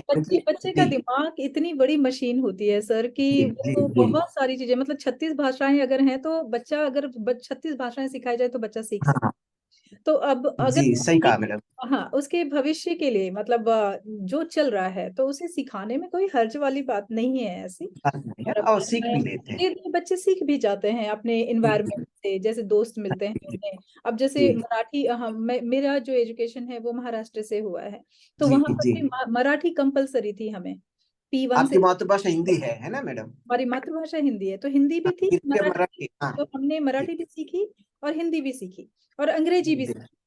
तो इस तरह से हमने तीनों लैंग्वेज सीखी। तो आज जब हम अपने भारत से बाहर निकले हैं तो हमें हिंदी और इंग्लिश दोनों का इस्तेमाल करना पड़ रहा है। मराठी कहीं ना कहीं छूट गई है क्योंकि वो प्रांतीय भाषा फिर भी रह गई, लेकिन फिर भी आती है। तो वो आने पे मुझे गर्व होता है जब मैं कभी मराठी मूवी देख रही होती हूँ और बच्चों को बताती हूँ कि बेटा ये कह रहे हैं, तो वो कहते हैं अच्छा मम्मी आपको मराठी आती है। दे फील प्राउड कि मम्मी को एक और भाषा आती है। तो इस वही ना मैडम, संतुष्टि की बात है। जब आप पूर्व प्रधानमंत्री पीवी नरसिम्हा राव को देखिए, उनकी मातृभाषा तेलुगु है, जी, लेकिन वो 13 भाषाओं में बात किया करते थे। जी। हाँ, क्योंकि एक है, उनको भी काफी सारी भाषाएं वैसे जी, सो ऐसे बहुत सारे हैं ये एक जो कला एक है भाषा नहीं, भाषाएं सीखना। जी, जो इस प्रकार, इसीलिए क्योंकि एक दूसरा, मैं एक्चुअली बहाना कहें या कोई दूसरा कारण कहें, लेकिन जो अनिवार्य कर देने से, और इसको जो डिग्री तक हिंदी को एक विषय के रूप में अनिवार्य करने में केंद्र सरकार अन्य राज्यों को समझा सकती है, उनको शांत कर सकती है, उनको जो परिस्थितियों से अवगत करा सकती है, और सिचुएशन से उनको संतुष्ट करके इसको लागू किया जा सकता है। ये कोई बड़ी बात नहीं। अगर आप दूसरे कंप्लीट माध्यम में पढ़ाने के लिए कहें तो दिक्कत होती है, आप हिंदी माध्यम में ही पढ़ना बोल तो बुरी बात हो जाती है। लेकिन एक विषय के रूप में तब क्या होता है मैडम, अपने आप एक्चुअली जब डिग्री तक किसी ने जो डिग्री तक पढ़ लिया एक विषय के, आपको बाद में, क्योंकि आपका जो ज्ञान स्तर हिंदी में आपको थोड़ा दक्षता हासिल कर पाएंगे, आप हिंदी में कुछ बात कर पाएंगे, काम कर पाएंगे। लेकिन 10th तक पढ़ने से क्या होता है ना, आप लिख पाएंगे, पढ़ पाएंगे, लेकिन बात करने में, बोलचाल में थोड़ा दिक्कत तो होती है। नहीं, फिर एनवायरनमेंट पर भी डिपेंड करता है कि आप किस एनवायरनमेंट में रह रहे हैं। अगर आपके इर्द गिर्द के एनवायरमेंट जो वो भाषा बोलते हैं तो आप फिर धीरे धीरे उसमें दक्षता हासिल कर लेते हैं। तो अपने प्रोग्राम को आगे बढ़ाते हुए हम आपसे अगला सवाल पूछना चाहेंगे कि आपकी कुछ तस्वीरों ने हमें जानकारी दी कि आपने ब्लाइंड स्कूल में डोनेशन का कार्य भी किया है। तो आपके द्वारा किए गए इस कार्य, जो ये व्यक्तिगत रूप से आपने किया था या आपके दौरान जो ऑफिशियल डोनेशन जिस बैंक में आप जॉब करते थे वहां से मतलब करवाया गया था, तो आप हमें बताएं। हाँ मैडम, एक बात यार, इसका जो एक पृष्ठभूमि भी अलग है। जब मैं एमए में एडमिशन लिया था हैदराबाद उस्मानिया यूनिवर्सिटी में, तो जिस दिन मैं पहले दिन कक्षा में जो क्लासरूम में गया था, तो उस समय दो जो दृष्टिबाधित जो सहपाठी वहां बैठे हुए थे, ब्लाइंड स्टूडेंट्स। हम्म, एक अजीत कुमार, एक नरेंद्र कुमार। हम्म, तो मुझे एक्चुअली पहली बार, क्योंकि पहले तो जब मैं भी गांव से आया हूँ, तो डिग्री करते समय या पूर्व पढ़ाई में तो कहीं भी ब्लाइंड्स को मैंने ऐसा देखा नहीं, ये भी जो पढ़ते हैं। हम्म, तो अचानक मैं उनको देखकर मुझे तो एक प्रकार का ताजुब हुआ और अच्छा लगा, क्या जो ऐसे जो ब्लाइंड्स भी पढ़ पाते हैं, हम्म, जो ऐसे जो पोस्ट ग्रेजुएशन वगैरह। तो बाद में पता चला कि ऐसे बहुत सारे स्टूडेंट्स हैं जो ब्लाइंड स्टूडेंट्स, वो बहुत ही उन्नत स्तर के, उच्च स्तर के जो अध्ययन भी करते हैं। सो खासकर वो लोग ऐसे जो साइंस सब्जेक्ट्स या मैथ सब्जेक्ट्स वगैरह, जो टेक्निकल सब्जेक्ट्स वगैरह लेते हैं, हम्म। जो जैसे जो लिटरेचर सब्जेक्ट्स, हिस्ट्री या पॉलिटिकल साइंस, फिलोसफी, साइकोलॉजी, ऐसे जो सब्जेक्ट्स लेते हैं जहाँ जो थोड़ी टेक्निकलिटी नहीं पढ़ रहती, सकते जी। हाँ वो आराम से आसानी से पढ़ पाते हैं। हम्म, तो उस प्रकार एक्चुअली अजीत कुमार, नरेंद्र कुमार हमारे क्लासमेट्स रहे, और हम्म, मैं हमेशा जो उनके साथ भी रहता था। और हम्म, जब कभी बाहर जाते थे तो अजीत कुमार के साथ मैं रहता था, उनको जो मेरे हाथ पकड़ के उसको जो ले जाना, एक्चुअली खास दोस्त बन गए। हम्म, एमए 2 साल किया, एमफिल में भी एडमिशन मुझे भी अजीत कुमार, जो ब्लाइंड, दोनों को एक साथ एमफिल एडमिशन मिला, और दोनों एक ही रूम में थे। हालांकि वो हैदराबाद के ही रहे, हम्म, लेकिन एमफिल मिलने के बाद हॉस्टल में रहना जरूरी हो गया है, जो लाइब्रेरी स्टडीज की वजह या जो भी हो, तो वो भी हमारे साथ रहे। तो बाद में मैडम, जब जो एमफिल करने के बाद वो पीजी टीचर बन गए थे, हम्म, और मुझे रेलवे में हिंदी ट्रांसलेटर नौकरी, ठीक है। रोजगार मिल गई थी, मिल गया था। तो उस प्रकार फिर हम इधर उधर हो गए हैं। हम्म, तो बाद में जो मुझे जो सरकारी बैंक में नौकरी मिली, हम्म, तो उसके बाद मुझे पीएचडी में एडमिशन मिला। मैं नौकरी करते करते ही पीएचडी मैंने कर लिया है। तो जब मैं जो टर्म, एक्चुअली मेरा ट्रांसफर ज्यादातर बाहर ही था, साउथ में ही, कर्नाटक में और तमिलनाडु में मैंने मेरी सर्विस सेवा ज्यादा रही। तो 2009 में मैं यहाँ हैदराबाद में मेरा ट्रांसफर हुआ, हम्म, एक 4 साल रहा था उस समय। पुराने मित्र बहुत ब्लाइंड्स, हमारे दो मित्र ही नहीं रहे, बहुत सारे जो मित्र रहे जो पॉलिटिकल साइंस में और हिस्ट्री में भी रहते थे।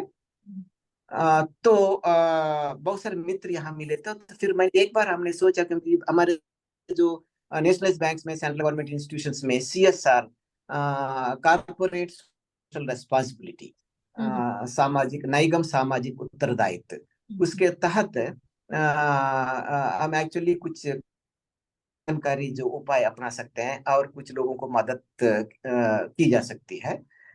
उसके तहत कुछ फंड्स होते हैं, कुछ निधियां होती हैं। तो मैंने अपने जो महाप्रबंधक महोदय से बात की है।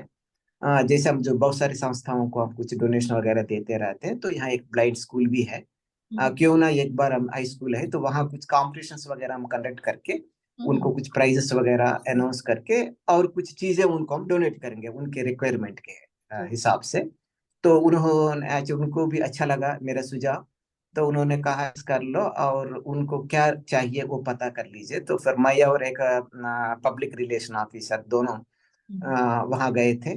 सो हम्म, उनसे हमने जो वहाँ के हेडमास्टर भी मेरे दोस्त ही रहा, वेंकट रामुलू। हम्म, तो उनसे बातचीत हुई तो उनको भी अच्छा लगा। तो हमने एक वाक प्रतियोगिता हिंदी में कंडक्ट किया था, हम्म, वहाँ जो जो वाक प्रतियोगिता का आयोजन किया। फिर बहुत अच्छे ढंग से बच्चों ने जो बात भी की, और हम्म, उनको पुरस्कार दिए थे। और जिन्होंने जितने भी बच्चे पार्टिसिपेट किए थे उनको भी हमने एक्चुअली दूसरे ढंग के पुरस्कार भी दिए थे। और बाद में उनके जो कल्चरल एक्टिविटी से रिलेटेड जितने भी जो मटेरियल होता है, ड्रम्स हो या पियानो हो, नहीं तो जो भी हो इस प्रकार के, हमने उनको डोनेट किया था हमारे बैंक की तरफ से। और दूसरे जो मौके पर एक बार जब जो अपन हैदराबाद में ही स्नातक स्तर, हम्म, अंतर स्नातक स्तर, एक जो हिंदी भाषण प्रतियोगिता का आयोजन हमने किया है।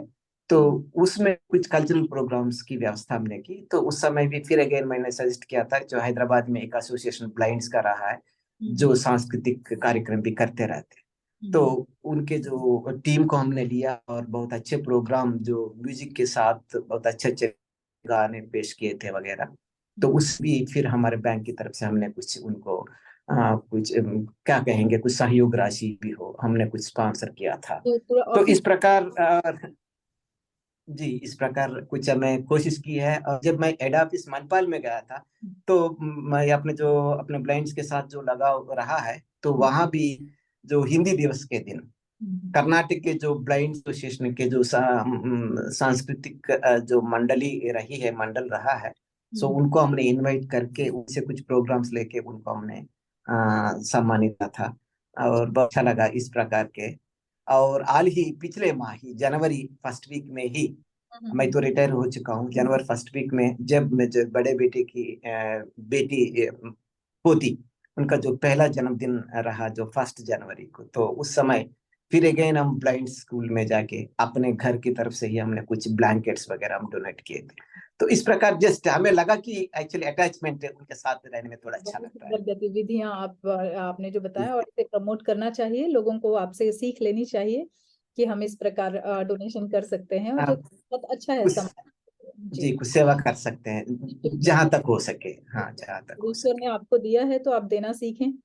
सही जी बात। जी, बिल्कुल सही कहा। तो हमारे दर्शक आपसे आपके पारिवारिक जीवन के बारे में जानना चाहेंगे कि आपके पुत्र क्या जी करते हैं, या मतलब आपके कितने बच्चे हैं। जी जी जी।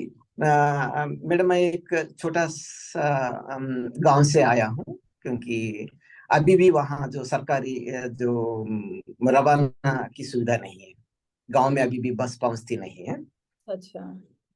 हाँ, लेकिन आजकल पहले से रास्ता थोड़ा सुधरे हैं।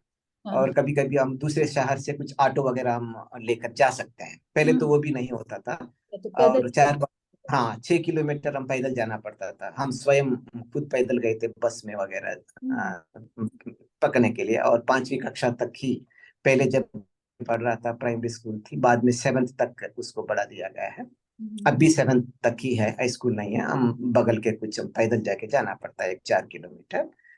तो हमारे जो माता पिता जो किसान परिवार के रहे हैं, और खेती बाड़ी करने का ही काम है, और हम 5 भाई हैं, बहन नहीं है। अच्छा। बड़े भाई और हाँ, क्योंकि और पिताजी को और माता जी को तो हमेशा हम ऋणी तो रहते हैं, हर बेटा हर बेटी तो ऋणी रहते हैं, कहने की जरूरत नहीं। हम्म, लेकिन उन्होंने एक्चुअली हमें उनके जैसे जो खेती बाड़ी शायद कराना नहीं चाहा होगा, हम्म, तो पढ़ाई के लिए दूसरी जगह भी भेज दिया है। तो बड़े भाई और दूसरे भाई दोनों अध्यापक ही रहे। हम्म, और तीसरे भाई हमारे जो पिताजी के साथ ही खेती बाड़ी के किसान का काम ही किया करते थे, अभी भी हमारे गांव में ही है। और मैं चाहता हूँ, और मेरा छोटा भाई हैदराबाद में रहते हैं, वो भी बीए बीएड किया है, और दूसरे कुछ काम करता है। हम्म। तो इस प्रकार हम 5 भाई हैं। और बस मैडम, क्योंकि हम गांव से आने पर भी, क्योंकि हमें भी, मुझे भी गर्व लगता है कि मैं हमारे गांव में, मेरे गांव में पहले जो पोस्ट ग्रेजुएट मैं ही अच्छा, क्या रहा हूँ। और पहले डॉक्टरेट भी मैं ही रहा हूँ। अब बहुत। तो बहुत सारे हैं मैडम, क्योंकि छोटे गांव रहने पर भी अब बहुत सारे विदेश में गए नींव हैं। का पत्थर तो आप ही थे, लोगों ने आपका, वहां के लोगों और ये प्रसिद्ध होता है कि जिस गांव से जो निकल कर बाहर आता है, किसी भी परिवार का हो वो, तो लोग उसे फॉलो करना शुरू कर देते हैं कि भाई जी जब वो बाहर जा सकता है तो हम क्यों नहीं जा सकते इस गांव से। जी तो जी गांव जी। का नाम रोशन करने में आपका काफी योगदान रहा है। तो ये अच्छा लगता है, कभी हम गांव जाते हैं, पुराने मित्रों से मिलते हैं, तो अभी भी हमारे परिवार को, मेरा नाम ही नहीं है, हमारे परिवार को उस गांव में एक आदर्श परिवार के रूप में लेते हैं, क्योंकि एक ही परिवार से 4 उनके जो बच्चे जो हायर आपके एजुकेशन में जाने माता वाले, पिता का सहयोग रहा। पहले परिवार था। आपके माता अब पिता तो तो बहुत सारे हो नहीं रहे होंगे कि हमारे बच्चे बाहर निकले और हमें उन्हें घर में यहाँ पे नहीं रखना है, गए। कि खेती में तो चाहे जितने भी लोग हों सब समा जाते हैं, लेकिन जी बाहर जी निकलना, उनको पढ़ाना और उनका रुझान पढ़ाई की तरफ करना बच्चों का, इसमें जी। माँ बाप का बहुत बड़ा योगदान होता है। तो योगदान, बहुत बड़ा योगदान रहता है हमेशा, हमें एक्चुअली वो तो भूल नहीं पाएंगे।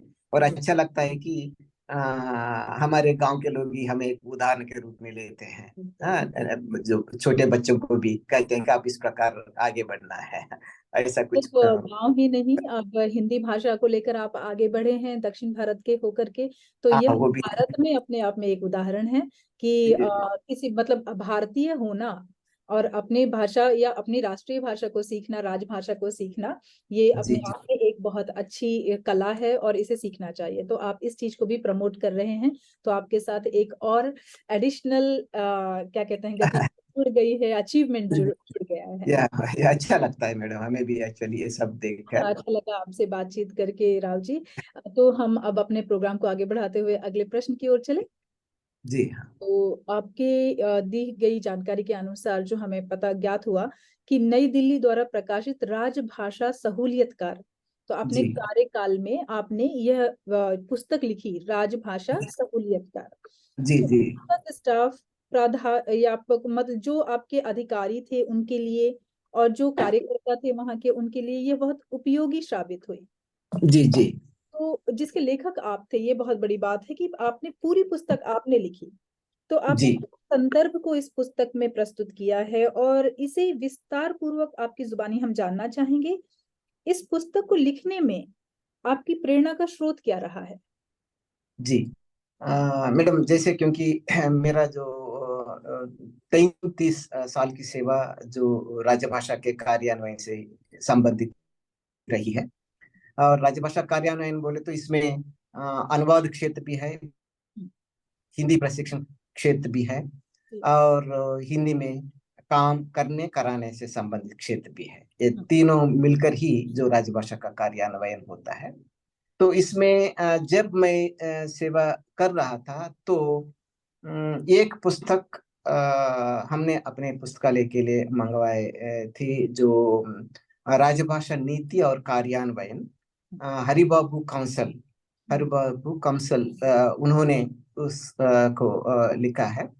और वे जो राजभाषा विभाग गृह मंत्रालय के उप सचिव रहे हैं, और विदेशों में भी जो दूतावासों में उन्होंने काम किया है, और विदेशों में बहुत सारे जो हिंदी कार्यशालाएं उन्होंने चलाई और इस प्रकार के कार्यक्रमों किया है। और उनका तो योगदान बहुत ही अमूल्य योगदान रहा है। तो उन्होंने उसमें बहुत कुछ सामग्री दी है, जिस प्रकार हम एक्चुअली हिंदी अधिकारी हो या हिंदी विभाग में काम करते हैं, किस प्रकार काम कर पाए हैं, वो एक मार्गदर्शक के रूप में हमें पुस्तक रही है। तो बाद में एक्चुअली जब जो मैं सेवारत था तो उस समय तो हम थोड़े व्यस्त रहते थे, सुबह से रात तक तो कार्यालय में व्यस्तता में अपनी तरफ से, तो क्योंकि बैंक की तरफ से हमने एक्चुअली 6 पुस्तकें प्रकाशित करवाई मैंने उसमें, क्योंकि हाँ तो वो तो बैंक के लिए जो काम तो हमने किया है, मैंने भी किया और मेरे साथियों ने भी किया है।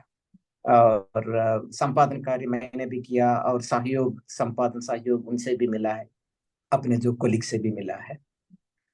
तो वहाँ 6 पुस्तकें हमें एक्चुअली उसमें जो हिंदी लिखे पढ़े और बोले, हिंदी लिखे पढ़े और बोले मैंने स्वयं लिखा था।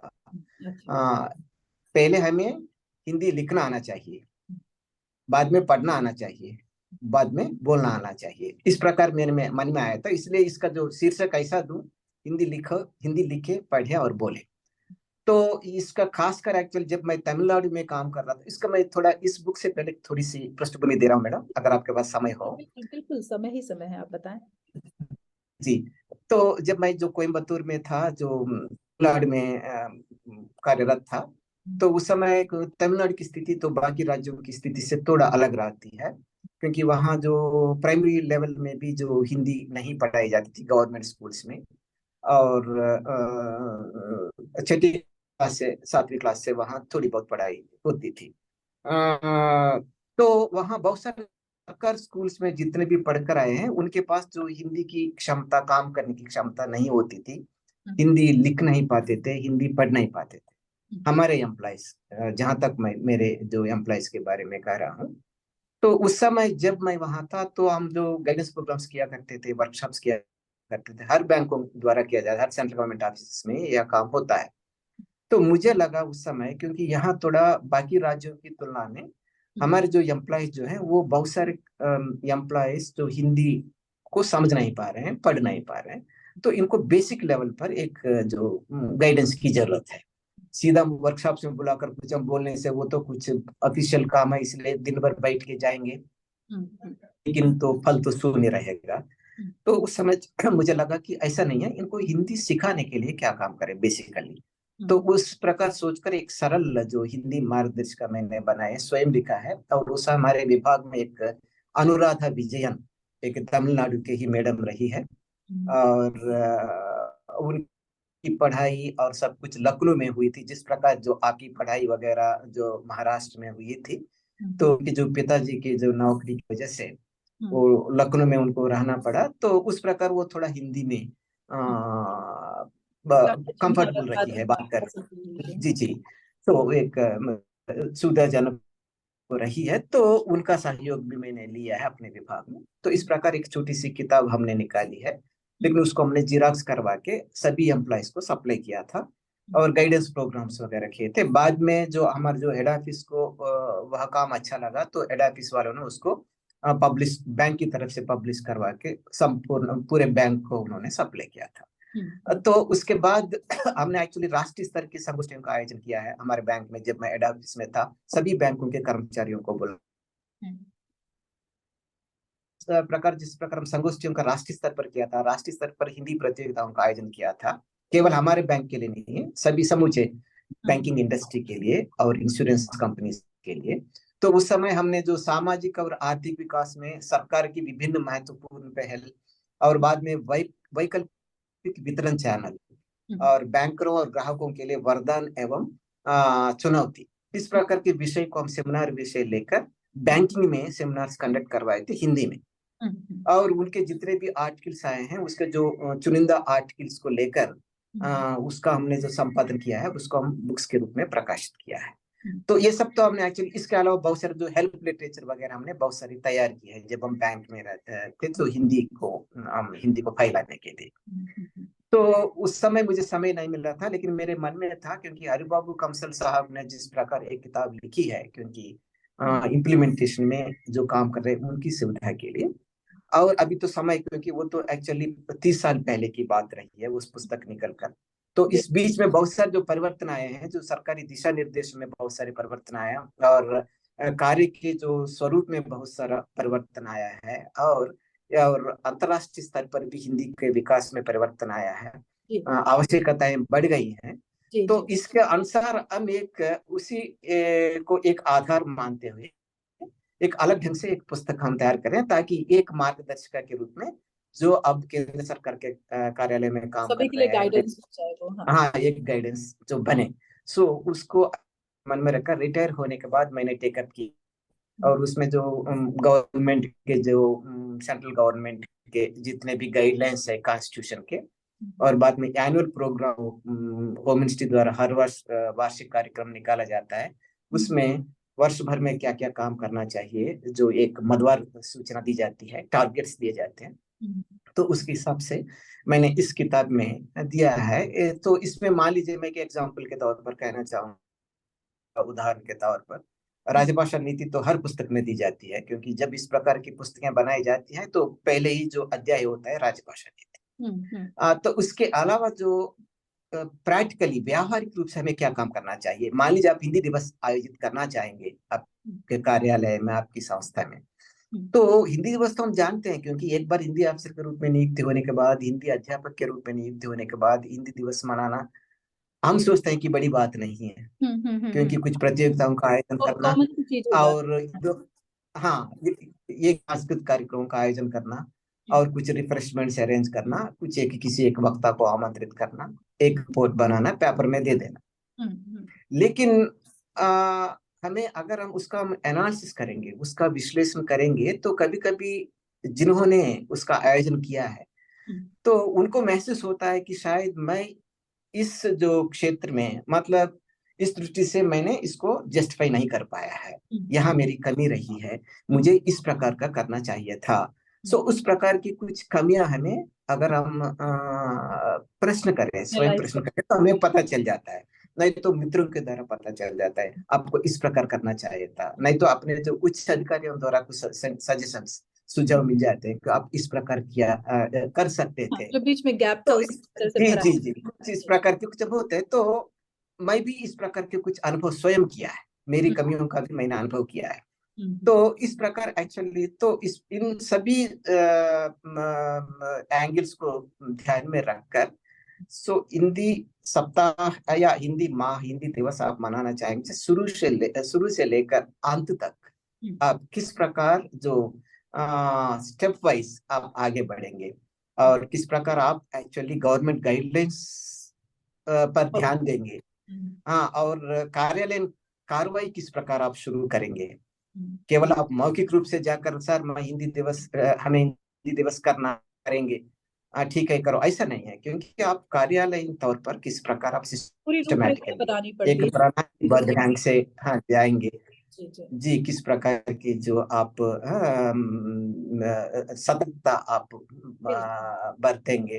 जी हाँ, इस प्रकार मतलब एक एक स्टेप वाइज कॉम्पिटिशन्स कंडक्ट करने से क्या क्या आप सावधानियां बरतेंगे बिल्कुल, और क्या क्या ताकि सही सुविधाएं आप समय पे देंगे, सही पुरस्कार कार्य आप देते। हो जाए। जी, और कोई भी चीज मिस ना जी हो जी, इस पाए। तो प्रकार इस विषय से लेकर के हाँ जिस कोई भी विषय को चीज लेकर कोई हम भी कार्यक्रम कर रहे हैं, हाँ उस विषय को पूरी तरह से हम अच्छी तरह से दिखा सके लोगों हाँ को, और उसे जी सबके सामने बिल्कुल प्रस्तुत कर सकें। तो ये एक प्रेजेंटेशन करने प्रस्तुत के कर लिए सके। सारी चीजें प्रिपेयर जी करनी चाहिए। तो दैट इज बिल्कुल कॉल्ड बैकग्राउंड में जो काम करना होता है वो बहुत महत्वपूर्ण होता है, जी जितना बिल्कुल किया।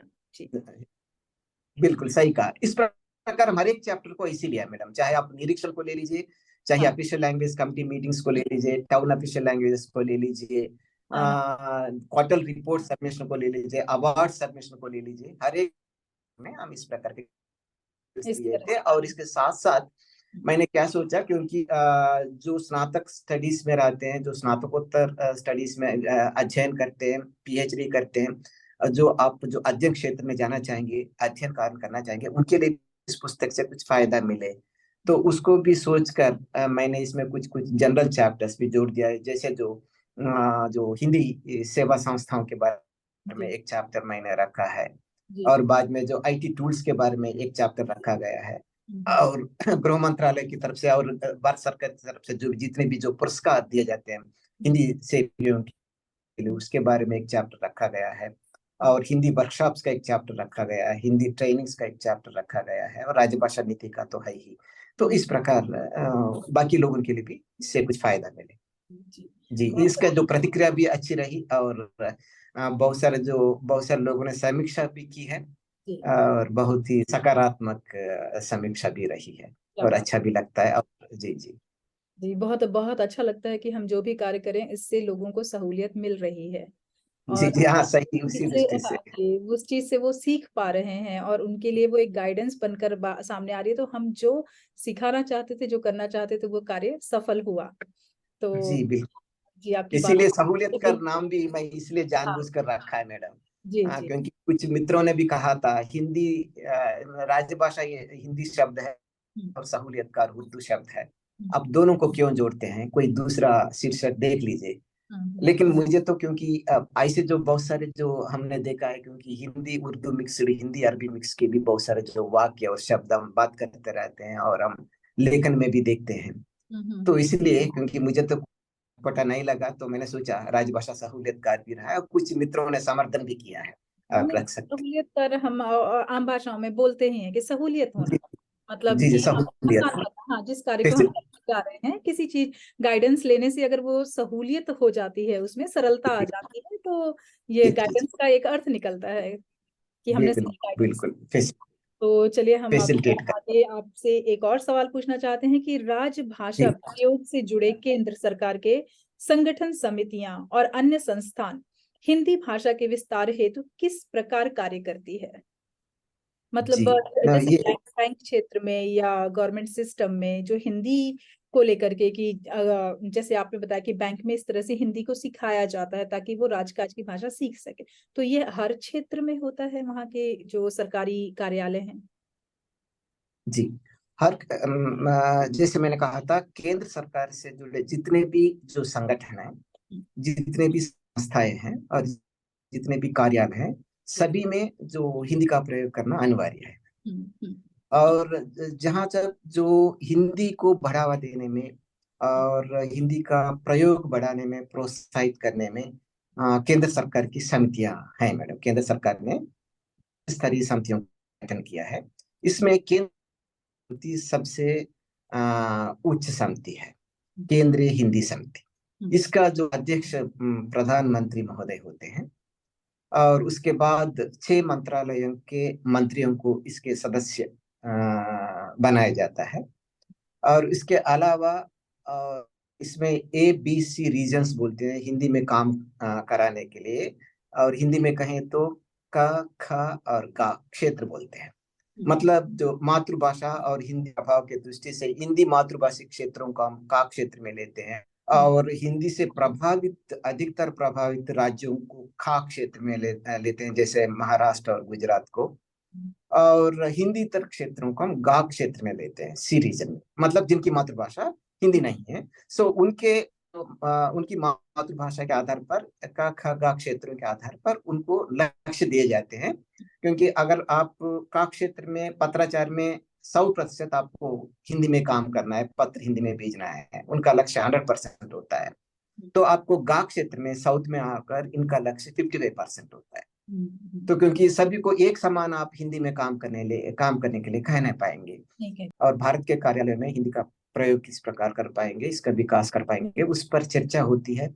और उस पर एक महत्वपूर्ण नीतिगत निर्णय लिए जाते हैं, और उस नीतिगत निर्णयों के आधार पर कुछ जो ऑफिशियल गैजेट में जो पत्र होता है उसमें भी उसे जो प्रकाशित करवाए जाते हैं, और उसके आधार पर कुछ गाइडलाइंस वगैरह जारी करवाए जाते हैं। वो इस सबसे एक उच्च स्तर की समिति है मैडम। उसके अलावा गृह मंत्रालय राज्य भाषा विभाग का ही एक केंद्रीय राजभाषा कार्यान्वयन समिति है, central official language implementation committee. और इसका अध्यक्ष जो गृह मंत्रालय राजभाषा विभाग के सचिव स्तर के राजभाषा विभाग के सचिव इसके अध्यक्ष होते हैं, और वहाँ के निदेशक मेंबर सेक्रेटरी सदस्य सचिव होते हैं। वहाँ जो समस्त जो भारत सरकार के केंद्र सरकार के कार्यालय हैं और राष्ट्रीयकृत बैंक हैं, वहाँ के जो कामकाज किस प्रकार चल रहा है और हिंदी का प्रयोग किस प्रकार चल रहा है, और उसका जो विस्तार हम कैसे कर पाएंगे, इस पर जो नवोन्मेषी उपाय लेटेस्ट जो डेवलपमेंट्स के बारे में अगर चर्चा होती है, और उनके द्वारा भी कुछ गाइडलाइंस जारी करवाए जाते हैं। और इसके अलावा विभिन्न शहरों में नगर राजभाषा कार्यान्वयन समितियां हैं, town official language implementation committees. Hyderabad हो तो हैदराबाद में एक समिति होती है, बैंकों के लिए एक समिति होती है, केंद्र सरकार के कार्यालयों के लिए एक समिति होती है, और अधीनस्थ अंडरटेकिंग्स के लिए एक समिति होती है। इसमें उनके जितने भी जो कार्यालय उस स्वरूप के उनको सदस्य बनाया जाता है, और वहाँ जो हिंदी की समीक्षा की जाती है हर 6 में एक बार, और वहाँ जो विकास के लिए डेवलपमेंट के लिए प्रगति हासिल करने के लिए उस शहर में किस प्रकार हम आगे बढ़े हिंदी को लेकर, तो उस पर चर्चा की जाती है, निर्णय लिए जाते हैं, और बड़े पैमाने पर संगोष्ठियों का आयोजन किया जाता है, सामूहिक रूप से संयुक्त हिंदी दिवस समारोह का आयोजन किया जाता है। और शहर में जितने भी जो सेंट्रल गवर्नमेंट के जो होर्डिंग्स बोर्ड्स बैनर्स होते हैं, उसमें जी तेलुगु के साथ साथ हिंदी में भी प्रदर्शित कराने के प्रयास किए जाते हैं। इस प्रकार उस समिति का दायित्व होता है कि हर जगह हिंदी दिखे, शहर में भी। सो इस प्रकार इनका भी दायित्व होता है। उसके अलावा केंद्रीय हिंदी संस्थान से तो आप परिचित हैं। केंद्रीय हिंदी संस्थान वो तो देश में ही नहीं विदेशों में भी हिंदी के प्रचार प्रसार से जुड़ा हुआ संस्थान है, बहुत ही महत्वपूर्ण संस्थान है, और बहुत सारे विदेशों को भी हिंदी इस संस्थान द्वारा सिखाया जा रहा है। और इसके अलावा केंद्रीय निदेशालय से भी आप है, क्योंकि वहां तो क्योंकि हिंदी के बारे में बहुत सारे प्रशिक्षण के पाठ्यक्रम बनाए जाते हैं, और देवनागरी लिपि को जो संशोधित करने में उसके प्रयोग में भी उसका जो प्रयास बहुत सारे हैं। और नागरी हिंदी प्रचार प्रकाशी के बारे में भी आप परिचित हैं, क्योंकि बहुत सारे पांडुलिपियों का संग्रहण वहां में मिलता है, बहुत सारे पुस्तकों का प्रकाशन साहित्य का प्रकाशन हमें वहां मिलता है। और आजकल नागरी लिपि परिषद जो दिल्ली में है, क्योंकि विनोबा भावे ने उसकी जो स्थापना की थी, तो नागरी लिपि परिषद का तो बहुत ही महत्वपूर्ण कार्य उनके द्वारा किया जा रहा है। क्योंकि अभी जो देवनागरी लिपि अभी, क्योंकि आप जानते हैं, क्योंकि हर 15 दिन में एक भाषा लुप्त होती जा रही है, क्योंकि सर्वेक्षण कहता है कि उनकी संसार में हर 15 दिन में एक भाषा लुप्त होती जा रही है। जो जिसका कारण एक्चुअली जिसका जो मुख्य कारण लिपि है, क्योंकि जिन भाषाओं को लिपि नहीं है तो बोलने वालों की संख्या और पीढ़ी दर पीढ़ी, क्योंकि जो पुरानी उसका जो अंत हो जाने के बाद नई अंग्रेजी से या कोई दूसरी भाषा से परिचित हो जाना, विदेशों में जाना, हाँ जी, परिवर्तित हो जाना, बोलने वालों की संख्या कम हो जाना, और नौजवान नहीं रहना ये बोलने वालों का, और बूढ़े लोग तो नहीं रहना इस दुनिया में। सो इसकी वजह से जहाँ लिपि नहीं है वहाँ भाषा का अंत होता जा हम्म, रहा है। तो होता इसीलिए अभी क्योंकि समस्या ऐसी है क्योंकि हिंदी भाषा को बचाने के लिए जी हिंदी लिपि को, देवनागरी लिपि को बचाने की आवश्यकता जी बढ़ गई है, क्योंकि सामाजिक माध्यमों के प्रभाव से, अंग्रेजी के प्रभाव से अब लिप्यंतरण की तरफ हम जा रहे हैं, ट्रांसलिटरेशन की तरफ हम जा रहे हैं। क्योंकि अगर हम कुछ बात करते हैं, जब आप जो टाइप करते हैं तो हम कल आएंगे, तो हम लिखते हैं कि HUM, हम्म। हाँ, कल के लिए KN, आए के लिए ये वही है ये जी। हिंदी भी हम तो इंग्लिश। आपकी लिपि रोमन में जा रही है। बिल्कुल जबकि बिल्कुल। हाँ, तो लिपि आप, यदि आप इसी जो लिपि प्रवृत्ति से बचाएंगे आगे तो ही आप बढ़ेंगे, अपनी भाषा बचा सकते हैं इनसे। हाँ, इसी प्रवृत्ति से आगे बढ़ेंगे, तो आपको एक समय आ सकता है कि देवनागरी लिपि का भी आ, उस इसमें भी ना हो कुछ, जाए। हाँ, या लुप्त होने की संभावना होती है, क्योंकि ऐसे इसीलिए तो बहुत इस, दुर्भाग्य की बात होगी जी। हाँ जी, इसीलिए क्योंकि लिपि ऐसी होती है मैडम, पुरानी पीढ़ी को नई पीढ़ी से जोड़ने का एक अनुसंधान बिल्कुल। का कार्य जो लिपि करती है। विरासत में मिलती है जी। जी जी। तो इसीलिए जो नागरिक लिपि परिषद द्वारा इस प्रकार के जो कार्य में बहुत कुछ महत्वपूर्ण कार्य किया जा रहा है। और जैसे मैं जब आपके साथ अभी मैं साक्षात्कार में भाग हूँ, तो हमें अच्छा लगता है, क्योंकि क्योंकि आप जो भारतवासी रहकर सिंगापुर में, क्योंकि आपने जो MBA किया था, क्योंकि जब बातचीत हो रही थी तो आपने कहा था आपने जो साहित्य की पढ़ाई नहीं की, फिर भी क्योंकि आप जो हिंदी के प्रति इतना जो लगाव है और इतना साहित्यिक रुचि है, और आपकी भाषा और उच्चारण देखने पर हमें लगता है कि आपने हिंदी में PhD क्यों हो, नहीं तो कुछ हिंदी में कुछ जो अकादमिक जो आपने अध्ययन अध्ययन किया हो। ये विरासत तो में मिलती है सर। जी हमारे जो मतलब दादा परदादा थे वो भी हिंदी, जबकि हिंदी नहीं बुंदेलखंडी बोला करते थे।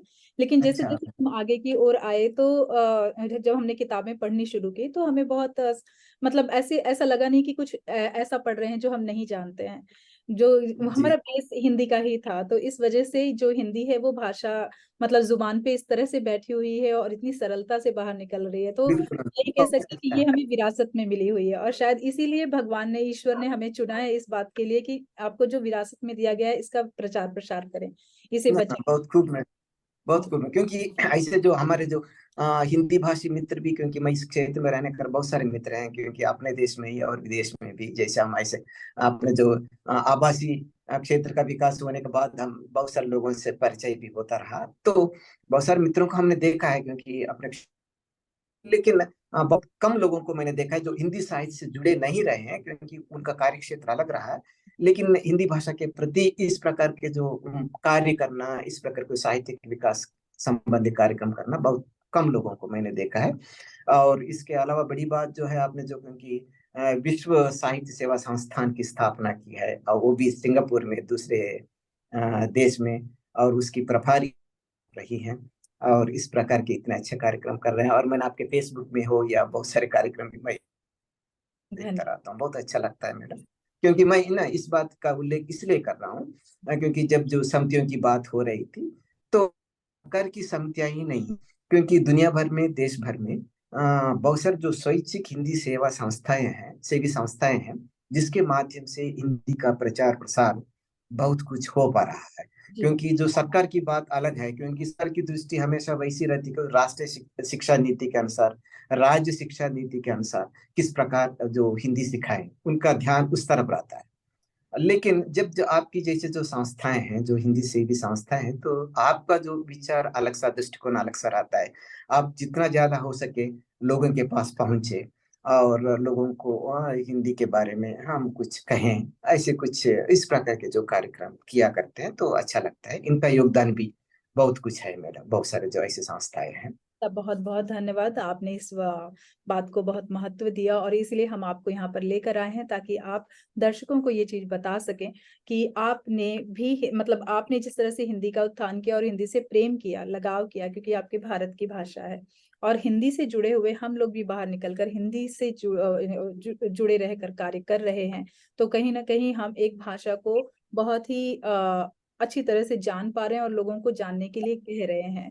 तो ये अपने आप में एक जी बहुत बड़ी सेवा है और हमें सेवा करनी चाहिए, जो भी हमें विरासत में मिला हुआ हो, चाहे वो भाषा हो, चाहे संस्कृति हो, चाहे सभ्यता हो, जी, इसका सम्मान बिल्कुल करना बिल्कुल। चाहिए, हाँ, लोगों जी तक जी जी। पहुंचाना इस चाहिए।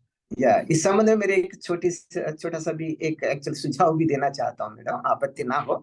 जी जी कहें। ये जो जो स्वैच्छिक से भी संस्थाएं से भी स्वैच्छिक हिंदी से भी संगठन, हिंदी से भी संस्थाएं बहुत सारे हैं, और हिंदी प्रचार सभाएं हैं। आप दक्षिण भारत हिंदी प्रचार सभा को लीजिए, जो राज्यवार हिंदी प्रचार सभाओं को लीजिए, बहुत सारा काम किया जा रहा है। और कभी कभी मेरे मन में लगता है कि क्योंकि जहाँ तक मैंने एक्चुअली किया था, एक मन में रहा इन संस्थाओं का शहरों में वगैरह, क्योंकि बहुत से लोग शहरों में रह रहे हैं, इनका कंसंट्रेशन ज्यादा शहरों में ज्यादा होता है। क्योंकि ऑफ कोर्स अभी तो क्योंकि आभासी जो प्रवृत्ति की वजह तो शहर ने, क्योंकि दुनिया भर में इसका तो प्रचार प्रसार हो पा रहा है। बहुत ही ये एक प्रेरणादायक विषय है। लेकिन कभी कभी मुझे कभी कभी ऐसा लगता है, कभी एक दो मंचों पर भी मैंने यह बात कही है। ऐसे जो जो हिंदी सेवी संस्थाएं हैं शहरों में, शहर सेमी अर्बन अर्ध शहरी क्षेत्रों में, तो इनका प्रचार प्रसार तो है, लोग मिल जाते हैं, जुट जाते हैं, कार्यक्रम कर पाते हैं, और कुछ उनको कुछ पाते हैं, और साहित्य को आगे लेकर आ पाते हैं, रचना कार्य को बढ़ा पाते हैं, सम्मिलित कर पाते हैं, और एक माहौल बन जाता है हिंदी का। जी तो जहां तक हिंदी क्षेत्र है, आप हिंदी क्षेत्र को छोड़ दीजिए, जहां तक हिंदीतर क्षेत्र है, जहां इस प्रकार की जो हिंदी सेवी संस्थाएं संगठन है, वो ग्रामीण क्षेत्रों में भी हो सकता है। ऐसा नहीं है कि क्योंकि ग्रामीण क्षेत्रों में भी नहीं, ऐसा नहीं है कि नहीं नहीं है, मैं ये नहीं कहता हूँ। यहाँ पर भी, लेकिन हाँ, वही है कि वहां जो पर शहरों के लोग हैं वो बहुत ही एजुकेटेड हैं और हाईली एजुकेटेड हैं, तो उस चीज को बहुत अच्छे रूप में, मतलब जिसे कहा जाता है कि छनी हुई भाषा को लेकर आते हैं सामने, जिसमें त्रुटियां कम होती हैं और जो एक भावनाओं से जोड़ती हैं उनको, तो वो उसे बहुत अच्छी तरीके से संचालित कर पाते हैं। गांव में जी भी हो रहा है, मैंने ऐसे देखा है कि वहां पर भी कवि सम्मेलन होते जी हैं, लोग मिलते हैं, जी तो वो जी। अपने लेवल पे कार्य कर रहे हैं, ऐसा नहीं है कि नहीं कर रहे हैं, उस चीज को कर रहे हैं। होना चाहिए, अच्छी बात है। बस लेकिन अब ये है कि उस कार्य को आप एक राष्ट्रीय लेवल पे लेकर आए, उस जी उसके जी जो रूपरेखा बिल्कुल, है, जो उसका प्रस्तुतिकरण है, उसे एक राष्ट्रीय लेवल सही पर कहा लेकर आपने, आएं। और अगर राष्ट्रीय धीरे लेवल धीरे पर ले। अगर आप में और ज्यादा प्रगति होती है तो आप उसे एक अंतरराष्ट्रीय लेवल पर लेकर आए। जी। बिल्कुल सही कहा। तो ये जमीनी उनको से, अपने आप में प्रगति करनी पड़ेगी इस तरह से कि अंतरराष्ट्रीय लोग, राष्ट्रीय लोग भी उस चीज को देखें। क्योंकि मुझे कभी कभी लगता है, क्योंकि मान लीजिए मैडम कोई ऐसी क्योंकि आप सरकार की बात हम छोड़ देंगे, केवल हम हम्म, जो से हिंदी से भी संगठन है, जी, सो उनको कभी नो अपने अपने दिक्कतें होती हैं, क्योंकि प्रशासन की मैनेजमेंट प्रबंधन की दिक्कतें बिल्कुल होती हैं। क्योंकि जैसे हम कहते हैं उतना आसान ग्राउंड लेवल पर, आसान नहीं जमीन है, स्तर सही बात पर आसान है, क्योंकि सिद्धांत एक तरफ होता है और व्यवहार एक तरफ है। होता है। बिल्कुल उनको पूरे देश को हाँ, लेकर चलना चाहिए। जी जी। फिर भी मान लीजिए मैडम कोई ऐसे जो संगठन हो जहाँ कोई एक एक चार पांच गांवों को, क्योंकि एक ही बार अब समूचे जो राज्य में इसका विस्तार करना तो मामूली बात नहीं, आसान बात है। आप मान लीजिए कोई एक सेवी संगठन, हिंदी सेवी संगठन, एक चार गांवों को, तीन गांवों को आप गोद में ले लो, अडॉप्ट कर लें, और वहाँ वहाँ के जो विलेज के जो भी पंचायत के विलेज के जो भी प्रेसिडेंट या अध्यक्ष होते हैं, अब उनसे मिले, और वहाँ के जो स्कूल के प्राध्यापक से मिले, प्रधानाचार्य से, प्रधान अध्यापक से मिले, और वहाँ तो हिंदी विषय रहने पर भी स्कूल में हम जो ग्राम पंचायत अध्यक्ष या प्रेसिडेंट से मिले, ताकि या चार पांच दिन के छोटे छोटे लघु मार्गदर्शन कार्यक्रम उनको, जब जैसे प्रौढ़ शिक्षा जैसे बोलते हैं, वयोजन विद्या, प्रौढ़ शिक्षा, एडल्ट एजुकेशन जो हम कहते हैं, उसमें जो वहाँ जो चाहते हैं कि हम हिंदी से, क्योंकि वो सीरियल भी देखते रहते हैं, कभी कभी उनको लगता है कि क्योंकि जो रामानंद सागर का जो रामायण सीरियल देखते समय बहुत सारे अपने गांव में, मैं भी टीवी के सामने जो एक्चुअली भर जाता था टीवी के हाँ सामने घर हाँ, में, क्योंकि उनको हिंदी एक शब्द भी नहीं चलता था। बिल्कुल फिर भी मैं उतना जो देखा था। ये उनके मन में इच्छा रहती थी कि हम समझें, हिंदी को समझें। हाँ, तो इस प्रकार बहुत सारे लोग चाहते हैं कि हम हिंदी को समझें, हिंदी को पढ़े, क्योंकि बहुत सारे जगह अभी हिंदी का प्रचार इससे प्रसार। फायदा ज्यादा है। जी हाँ, प्रसार प्रसार हो रहा है। तो इसलिए गोद में लेकर हो या गोद में ना ले, ऐसे अडाप्ट करने की जरूरत है। जैसे विश्व गांव में साहित्य चक्कर सेवा कभी संस्थान इस कभार। तरह के कार्य कर रहे हैं। विश्व साहित्य सेवा जी संस्थान जो है वो चेन्नई से ही निकल कर आई है, दक्षिण भारत की ही संस्था है ये। तो जो इनकी जी जी। जो संपादक अंतर्राष्ट्रीय जो हैं डॉक्टर आर कल्पना जी, उन्होंने हाँ जी। इसकी शुरुआत की, और फिर ये नॉर्थ में आई जिन्हें डॉक्टर तोमर जी ने, अंतर्राष्ट्रीय अध्यक्ष हैं वो वेरी। संस्था के, हाँ, उन्होंने इसे जी आगे जी, बढ़ाया। नाम और सुना है। हाँ जी, तो ये गांव गांव में भी इसका जो लोग जुड़े हुए हैं गांव से, वो अपने दायरे पर रह बढ़िया करके कार्य कर रहे हैं। लेकिन आपने जो सुझाव बढ़िया दिया बढ़िया। कि स्कूल्स में जा करके और उनसे मतलब बच्चों को सिखाने वाली जो बात है, तो गवर्नमेंट स्कूल में तो नहीं, लेकिन हाँ जो प्राइवेट स्कूल्स हैं वहां जी पर जा करके हम इस तरह का प्रस्ताव रख सकते हैं कि हिंदी से संबंधित कुछ गतिविधियां करवाई जाएं। और ये शायद अपने दायरे पे हो भी रहा होगा। हम अपने बढ़िया लेवल पे कर रहे हैं, हमें अभी इतना होता है। हाँ, काली है एक नॉलेज नहीं है, एक आइडिया। लेकिन डेफिनेटली हो रहा होगा। और एक बारी मैं ये आपका सुझाव जो है वो मैं बिल्कुल। अपने जो अंतर्राष्ट्रीय स्तर के लोग हैं, जो प्राउड। कार्यकर्ता हैं, उनको जरूर मैं पहुंचा दूंगी। तो आपने धन्यवाद धन्यवाद। सुझाव प्रौढ़ बहुत। शिक्षा पर भी ध्यान दिया जा सकता जी है जी मैडम, बिल्कुल। अनसुया मैडम। प्रौढ़ शिक्षा पर भी ध्यान दिया जा सकता है, क्योंकि विद्यार्थी नहीं है, जो ऐसे जो गांव में बहुत सारे जो बड़े लोग हैं, हम्म, जैसे जो भारत सरकार का जो एडल्ट एजुकेशन जो स्कीम था पहले, आप भी उससे मैं आपको भी पता है। देख तो लूंगी। इस प्रकार हाँ, जो मिडिल एज के, जो हम्म, अपर एज के जो लोग रहते हैं, जो जानना चाहेंगे हिंदी को, उनके लिए, क्योंकि स्कूल में तो हिंदी एक विषय के रूप में रहता ही है, वो तो बिल्कुल अपने आप बच्चे सीखते रहेंगे। बिल्कुल। लेकिन जिनके लिए अवसर नहीं है, जब वो स्कूल को जा नहीं पा रहे हैं, अगर हम्म मान लीजिए कि 35 साल के, हम्म 40 साल की उम्र के कोई एक किसान है, हम्म, वो तब स्कूल में जाकर पढ़ नहीं पाएंगे। तो ऐसे लोगों को अगर इस प्रकार की संस्थाओं द्वारा जी जी एक इस प्रकार के कोई एक जो बेसिक लेवल के, अगर मान लीजिए एक ऐसा के, क्योंकि एक सर्वेक्षण करके, अच्छा इस गांव में इतने इच्छुक हैं, अगर कोई भी इच्छुक ना हो तो हम कोई इस प्रकार की कोई प्रयास करने की जरूरत नहीं, मोटिवेट करके जी। एक प्रकार की ब्रेन अवेयरनेस प्रोग्राम्स पहले करके, एक बिल्कुल मीटिंग्स करके, आप इस प्रकार भी किया जा सकता है, जैसे केवल आप सुझाव।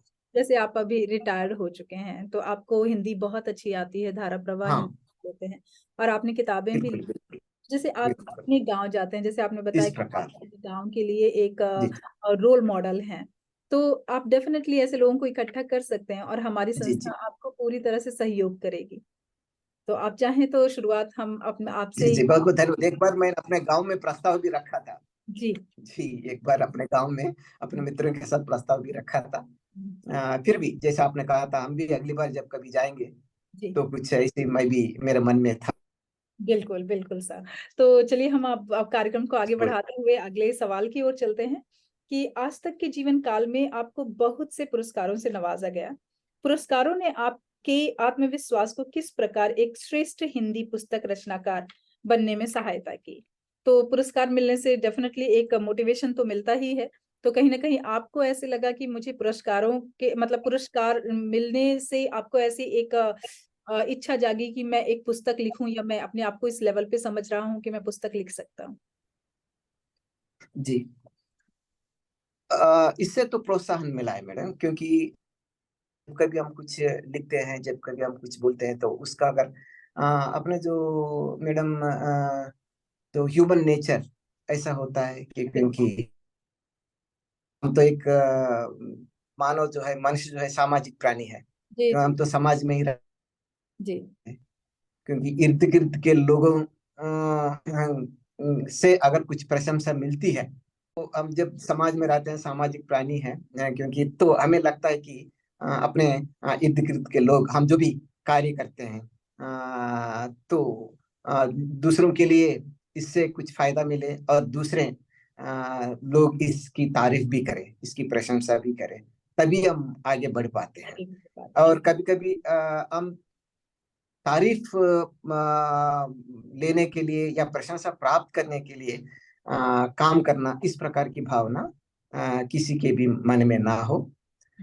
हम स्वयं काम करें और उसकी तारीफ मिले, बिल्कुल। काम करने के बाद तारीफ ना मिले और उसकी अपेक्षा ना करना भी अच्छी बात नहीं है, क्योंकि एक मानव स्वभाव है, क्योंकि ह्यूमन नेचर। तारीफ तो हम, हाँ जी, ह्यूमन नेचर है, क्योंकि हम बाहर से हम व्यक्त नहीं करने पर भी अंदर ही अंदर हमें लगता है कि हाँ, मैंने ये काम किया है और लोगों को अच्छा लगा है। जी। तो इस प्रकार हम महसूस करते हैं और होना भी चाहिए, क्योंकि अब बिल्कुल सही बहुत सारे लोग बात आपकी प्रशंसा कर रहे हैं, लेकिन हाँ, आप तो जैसे निश्चल रहे हैं, तो उससे कोई मतलब ही नहीं है। तो इस है। प्रकार की कभी ऐसा प्रतिक्रिया भी, होता है कि आपको अंदर से ये महसूस होने लगता है कि ये इस कार्य के लिए आप चुने गए हैं, तो हाँ आप जी, अपना कार्य करते रहते हैं और साथ में प्रशंसा मिलती रहती है और ये एक मिलती पैरेलल वे में है जी, चलता रहता है। तो ऐसा भी हो जाता है कभी कभी। तो बिल्कुल उत्साहित तो हम होते हैं, बड़ा ऐसा अच्छा हो लगता है, जाता है। मोटिवेशन मिलता है और कहीं ना कहीं दिमाग भी फ्रेश होता है। और मतलब इंसान को और क्या चाहिए, इंसान को यही तो चाहिए कि जो भी वो कार्य करे उसके लिए उसे यही प्रोत्साहित। तो प्रोत्साहन अपने आप में एक बहुत बड़ा बिल्कुल कार्य है। बिल्कुल तो चलिए सर, मैं आपसे एक और सवाल पूछती हूँ। ये काफी बिल्कुल। महत्वपूर्ण सवाल है कि जैसे आपने बताया कि मल्टीनेशनल कंपनीज आ गई हैं और यहाँ पर सिर्फ इंग्लिश अंग्रेजी भाषा का इस्तेमाल होता है। तो हिंदी या प्रांतीय भाषाओं को महत्व न देने के कारण भाषाओं के शिक्षण में कमी हो रही है। मतलब आपको ऐसा लग रहा है कि अंग्रेजी का ज्यादा इस्तेमाल हो रहा है मल्टीनेशनल कंपनियों में, इसलिए कहीं ना कहीं हमारी जो प्रांतीय भाषा है या हिंदी भाषा है इसके शिक्षण में कमी आ रही है। तो इस तथ्य पर आपके क्या विचार हैं और इसका क्या उपाय है कि भारत में ऐसा ना हो, ताकि जैसे आपने बताया कि लिपि गायब होती जा रही है। तो कहीं ना कहीं आप इसको एक कारण समझते होंगे कि मल्टीनेशनल कंपनीज आ गई हैं और लोगों को जरूरत महसूस नहीं हो रही है कि हमें हिंदी को हिंदी भाषा में ही लिखना है, वो अंग्रेजी में टाइप कर रहे हैं, लिख रहे हैं। और जिम्मेदारी किसे लेनी होगी कि हमारी इस लिपि को आगे बढ़ाया जाए? आप अपने विचार व्यक्त करिए सर। जी, ये भी एक प्रश्न सोच कर देने का प्रश्न ही है। जी। देखिए, जहाँ तक जो फिर एक बार हम राजभाषा नीति में हम कहेंगे, तो राजभाषा नीति राज्य सरकार के जो कामकाज में और जो बहुराष्ट्रीय कंपनियों के कामकाज में दखल नहीं देती है। जो संविधान में जो प्रावधान किए गए हैं और जितने भी प्रावधान है, उसमें अंग्रेजी में काम करने का प्रावधान है और हिंदी में भी काम करने के बारे में कहा गया है। और बाद में जहां जरूरत हो और राज्य सरकारों को और कोई दिक्कत ना पहुंचाते हुए और हिंदीतर भाषियों को कोई असुविधा ना पहुंचाते हुए हिंदी का प्रयोग किया जा सकता है। और जरूरत मंद स्थानों पर और आवश्यक संदर्भों में, और जहां जो हिंदी से स्वीकार करते हैं हिंदी भाषा में काम करने के लिए, वहां वे लोग हिंदी में भी काम कर सकते हैं। ये एक्चुअली ये संविधान कहता है। इस प्रकार के बहुत सारे प्रावधान हैं, क्योंकि बहुत सारे अनुच्छेद हैं, बहुत सारे प्रावधान है, एक विस्तार विषय है। यहाँ जो जहां तक बहुराष्ट्रीय कंपनियां या भारत में आने के बाद और जो व्यापार क्षेत्र बढ़ जाने के बाद, भारत में अंतरराष्ट्रीय स्तर पर व्यापार क्षेत्र बढ़ जाने के बाद रोजगार के अवसर भी बढ़ गए। क्योंकि पहले तो जब हम पढ़ रहे थे तो हमें सरकारी क्षेत्र में नौकरी मिलनी थी नहीं, तो कहीं ना कहीं कुछ प्राइवेट कंपनी में, निजी संस्था में बहुत कम रोजगार के अवसर मिलते थे। अभी बहुत सारे जो बच्चे जो भी पढ़ते जा रहे हैं, वो सरकार के जो केंद्र सरकार के कार्यालय हो या राज्य सरकार के कार्यालय हो, उनके ऊपर उनकी निर्भरता नहीं है। क्योंकि उनको पता है कि अगर मैं इस जो डिग्री का हासिल करूं तो मुझे इस कंपनी में नौकरी मिल सकती है, आईटी सेक्टर आने के बाद या जो भी हो, बहुत सारे ऐसे जो मल्टीनेशनल कंपनी आने के बाद। तो इसीलिए तो शिक्षा नीति में जब तक परिवर्तन नहीं होती है, तब तक इस प्रकार की जो प्रथा और इस प्रकार का असर चलता ही रहेगा मैडम। चाहे बहुराष्ट्रीय कंपनी आए, चाहे जो अन्य कंपनी आए, जी। चाहे अंग्रेजी में काम हो नहीं तो दूसरी भाषा में काम हो, जी। तो इससे कोई, जहां तक मैं जानता हूँ, जो बहुराष्ट्रीय कंपनी आने से हिंदी को कोई नुकसान नहीं हुआ, हम्म। बल्कि हिंदी के विकास में एक प्रकार से लाभ ही हुआ है। हम्म। क्योंकि आप लिखित रूप को आप छोड़ दीजिए, हम्म। जहां तक आप बोलचाल की बात कहेंगे या संपर्क की बात कहेंगे, तो बहुराष्ट्रीय कंपनियों की वजह से और जो ऐसे बड़े बड़े जो व्यापार संस्थाओं की वजह से, और यहाँ जो रोजगार के जो बहुत सारी संख्या बढ़ जाने की वजह से वहाँ हिंदी का संपर्क भी बढ़ गया है। हम्म। क्योंकि वहाँ बहुराष्ट्रीय कंपनियों में भी हिंदी में बात करने वालों की संख्या बढ़ गई है। वहाँ कोई गवर्नमेंट की कोई पॉलिसी नहीं है, आप हिंदी में ही काम करो। लेकिन उनके व्यापार विकास के, उनके जो संस्था में जो कार्यालयीन विकास के लिए, उनका जो ग्राहक संपर्क बढ़ाने के लिए, ग्राहकों से संपर्क करने के लिए, अपने उत्पादों को ग्राहकों तक पहुंचाने के लिए, और देश के कोने कोने में गांव गांव तक उनके उत्पादों को पहुंचाने के लिए उनको क्षेत्रीय भाषाओं का सहारा अंकीय लेना पड़ भाषा। रहा है, और हिंदी भाषा का सहारा लेना पड़ रहा है। इसको कोई केंद्र सरकार की नीति का जो अनुसरण करने की जरूरत नहीं है।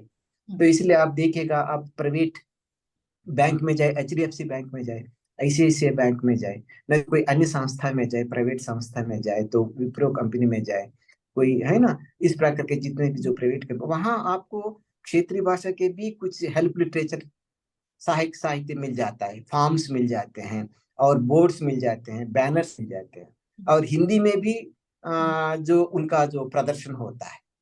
तो किसी ने भी नहीं कहा, क्योंकि केंद्र सरकार ने नहीं कहा कि आपके बैनर में हिंदी होना चाहिए, लेकिन खुद उनको हिंदी का प्रयोग करना पड़ रहा है। तो इसीलिए बहुराष्ट्रीय कंपनी आने के बाद एक प्रकार से हिंदी भाषा का और क्षेत्रीय भाषा के विकास में तो फायदा तो हो रहा है।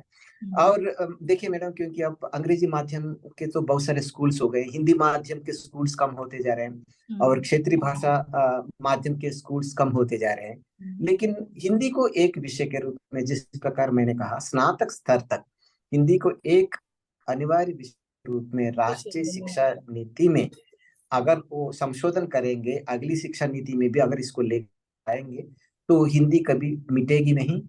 और जीवन भर और हिंदी तो ये बची जिम्मेदारी तो रहेगी सरकार को लेनी मैडम। ही हाँ, सरकार की लेनी पड़ेगी, और इसलिए बहुराष्ट्रीय कंपनियों की वजह से फायदा तो है मैडम, क्योंकि अन्य भाषाओं का विकास भी हो रहा है, जी। जी। उसमें भी जो हिंदी का आपका प्रयोग हो रहा है बहुत अच्छा सारे। जवाब दिया आपने इस प्रश्न का। और ये प्रश्न बहुत ही वैल्यूएबल था कि जिम्मेदारी लेनी पड़ेगी ताकि हमारी भाषा भी बची रहे और साथ में व्यापार भी चलता रहे, और जो लोग हैं चलता रहे। लोगों तक प्रोडक्ट पहुंचते रहे, लेकिन भाषा का आदान प्रदान जो है वो केंद्रीय या प्रांतीय क्षेत्र में उसी भाषा में हो, तो जी, उसी जिससे भाषा में। हमारी भाषाएं भी जीवित रहें। तो इस चीज की जिम्मेदारी सरकार को लेनी होगी और थोड़ा इस पर कार्य करना पड़ेगा। जी जी तो जी। अब हम अपने अगले सवाल की ओर चलते हैं कि हिंदी भाषा सीखने हेतु आप हमारे दर्शकों को क्या संदेश देना चाहेंगे। ये हमारा अंतिम प्रश्न है सर, और हमारा प्रोग्राम अब जी अंतिम चरण पर है। तो आप हमें बताएं कि हमारे दर्शकों को आप क्या संदेश देना जी जी। मैडम, जैसे आप जानते हैं, क्योंकि भाषा मनुष्य को मनुष्य प्रदान करती है। क्या बात है। जी। जी। बिल्कुल। तो इसीलिए चाहे अपनी मातृभाषा हो या अन्य कोई भाषा, क्योंकि मातृभाषा को तो हमें सीखना ही है, हम अपने आप सीख भी जाते हैं। इसे कोई लापरवाही मातृभाषा को सीखने में और इसको आगे ले जाने में कोई लापरवाही ना हो। सबसे पहले मातृभाषा, सबसे पहले, बाद में अन्य भाषा। और जहां तक जो भारत का सवाल है, मातृभाषा के बाद और जो दूसरी प्राथमिकता हिंदी को ही जाती है, अंग्रेजी को नहीं। क्योंकि जो भारत में संपर्क स्थापित करने वाली जो सक्षम भाषा अभी भी हिंदी ही है। चाहे आप कहें, क्योंकि हर जगह आप अंग्रेजी का माहौल है, लेकिन ऐसी बात नहीं है। जब आप साक्षरता की बात करते हैं, तो अभी भी इलिटरेसी भारत में ज्यादा ही है, और अंग्रेजी जानने वालों की संख्या हिंदी जानने वालों की संख्या से यदि आप तुलना करेंगे तो बहुत कम है। हिंदी जानने वालों की संख्या ही ज्यादा है, चाहे गांव में हो या शहरों में। तो इसको ध्यान में रखकर भी हिंदी को सीखने पर और हिंदी को सिखाने पर जोड़। खासकर अपने जो माँ बाप की जिम्मेदारी बनती है, माता पिता की जिम्मेदारी बनती है अपने बच्चों को अपनी मातृभाषा के साथ साथ हिंदी भी सिखाएं। चाहे सरकारी स्कूलों में 10वीं कक्षा के बाद यदि यह सुविधा ना हो या कोई विकल्प ना हो, तो भी जिस प्रकार के जो हिंदी प्रचार संस्थाएं हैं और अन्य सुविधाएं हैं, आजकल बहुत सारे जो सामाजिक माध्यमों में इस प्रकार के जो स्पोकन लैंग्वेज की सुविधाएं हैं, तो इनके सहारे भी हिंदी सिखाने के अपने बच्चों को कोशिश करें।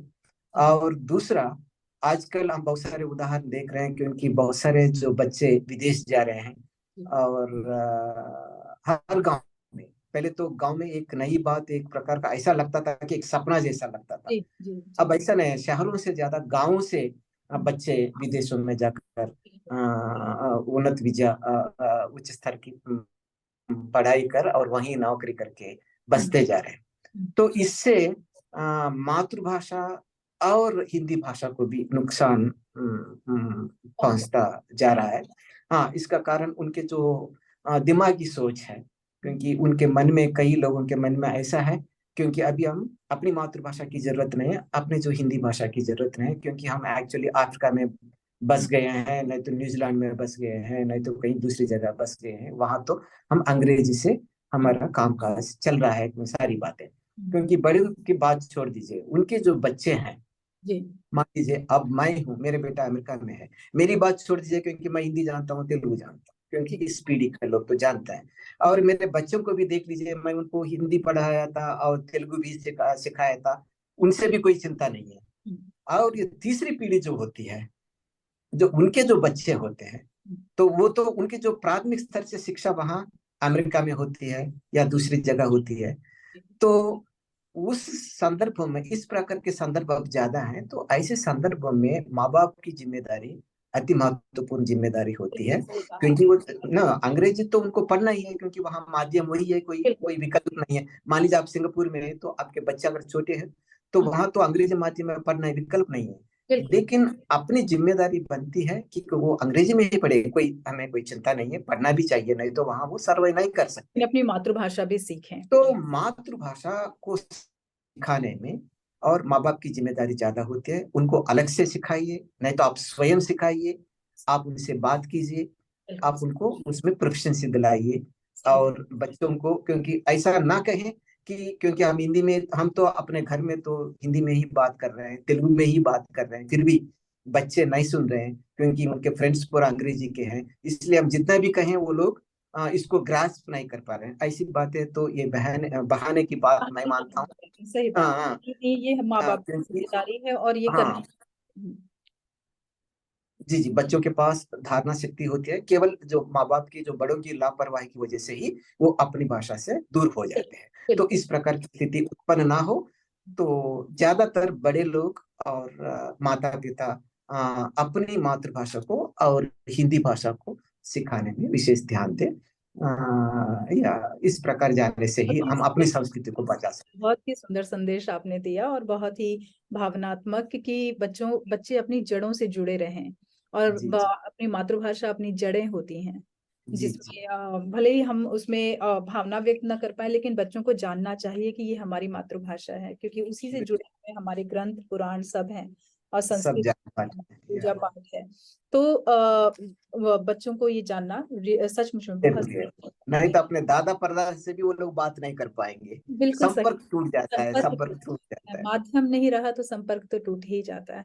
तो टूट माध्यम जाता है। को बनाए रखें, जीवित रखें। आपका जो संदेश है वो बहुत ही कारगर साबित हो। बहुत अच्छा संदेश आपने दिया सभी को और आपके या, द्वारा हम लोगों ने बहुत चीजें जानी कि बैंक में या किसी भी सरकारी क्षेत्र में कार्य करते समय भी हम जो राजभाषा का इस्तेमाल करते हैं, हिंदी का इस्तेमाल करते हैं, हिंदी में किस तरह से निपुणता हासिल करते हैं और लोगों को सहूलियत देते हैं। आपकी दी हुई पुस्तकों से लोगों ने बहुत कुछ सीखा और आपसे बात करके हमें बहुत सारी जानकारी प्राप्त हुई राव जी।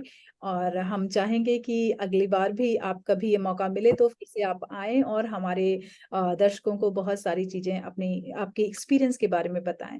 आपने जी पूरा जीवन जो है हिंदी में कार्य करके बिताया है अपने कार्यकाल में और बहुत ही उच्च स्तर पर कार्य करके बिताया है।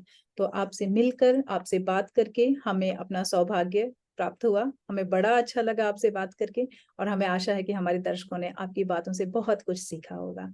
हमारे कार्यक्रम में आने के लिए बहुत बहुत धन्यवाद। बहुत बहुत धन्यवाद मैडम, मुझे भी बहुत अच्छा लगा क्योंकि प्रसन्नचित्त बातें हुई है और आपसे बात कर भी मुझे बहुत अच्छा लगा और बहुत कुछ जानने के लिए भी मुझे भी अवसर मिला और मेरे अनुभवों को भी साझा करने में भी मुझे अवसर मिला। और आपके जो संस्थान ने मुझे यह अवसर दिया, विश्व साहित्य सेवा संस्थान सिंगापुर ने, और मेरे लिए भी यह गर्व की बात है क्योंकि सिंगापुर के एक हिंदी संस्थान के प्रभारी द्वारा मुझे साक्षात्कार मेरा लिया गया है। तो इसके लिए मैं भी बहुत ही प्रसन्न हूँ और मैं आपकी संस्था को और आपको मैं हार्दिक शुभकामनाएं देता हूँ और इस प्रकार और भी आगे बढ़े इस जो हिंदी के प्रचार प्रसार में और भी नवोन्मेषी कार्य से आप लोगों को प्रेरित करते रहें और हिंदी का प्रचार प्रसार करते रहें। बहुत बहुत धन्यवाद मैडम। धन्यवाद। शुभ रात्रि। शुभ रात्रि।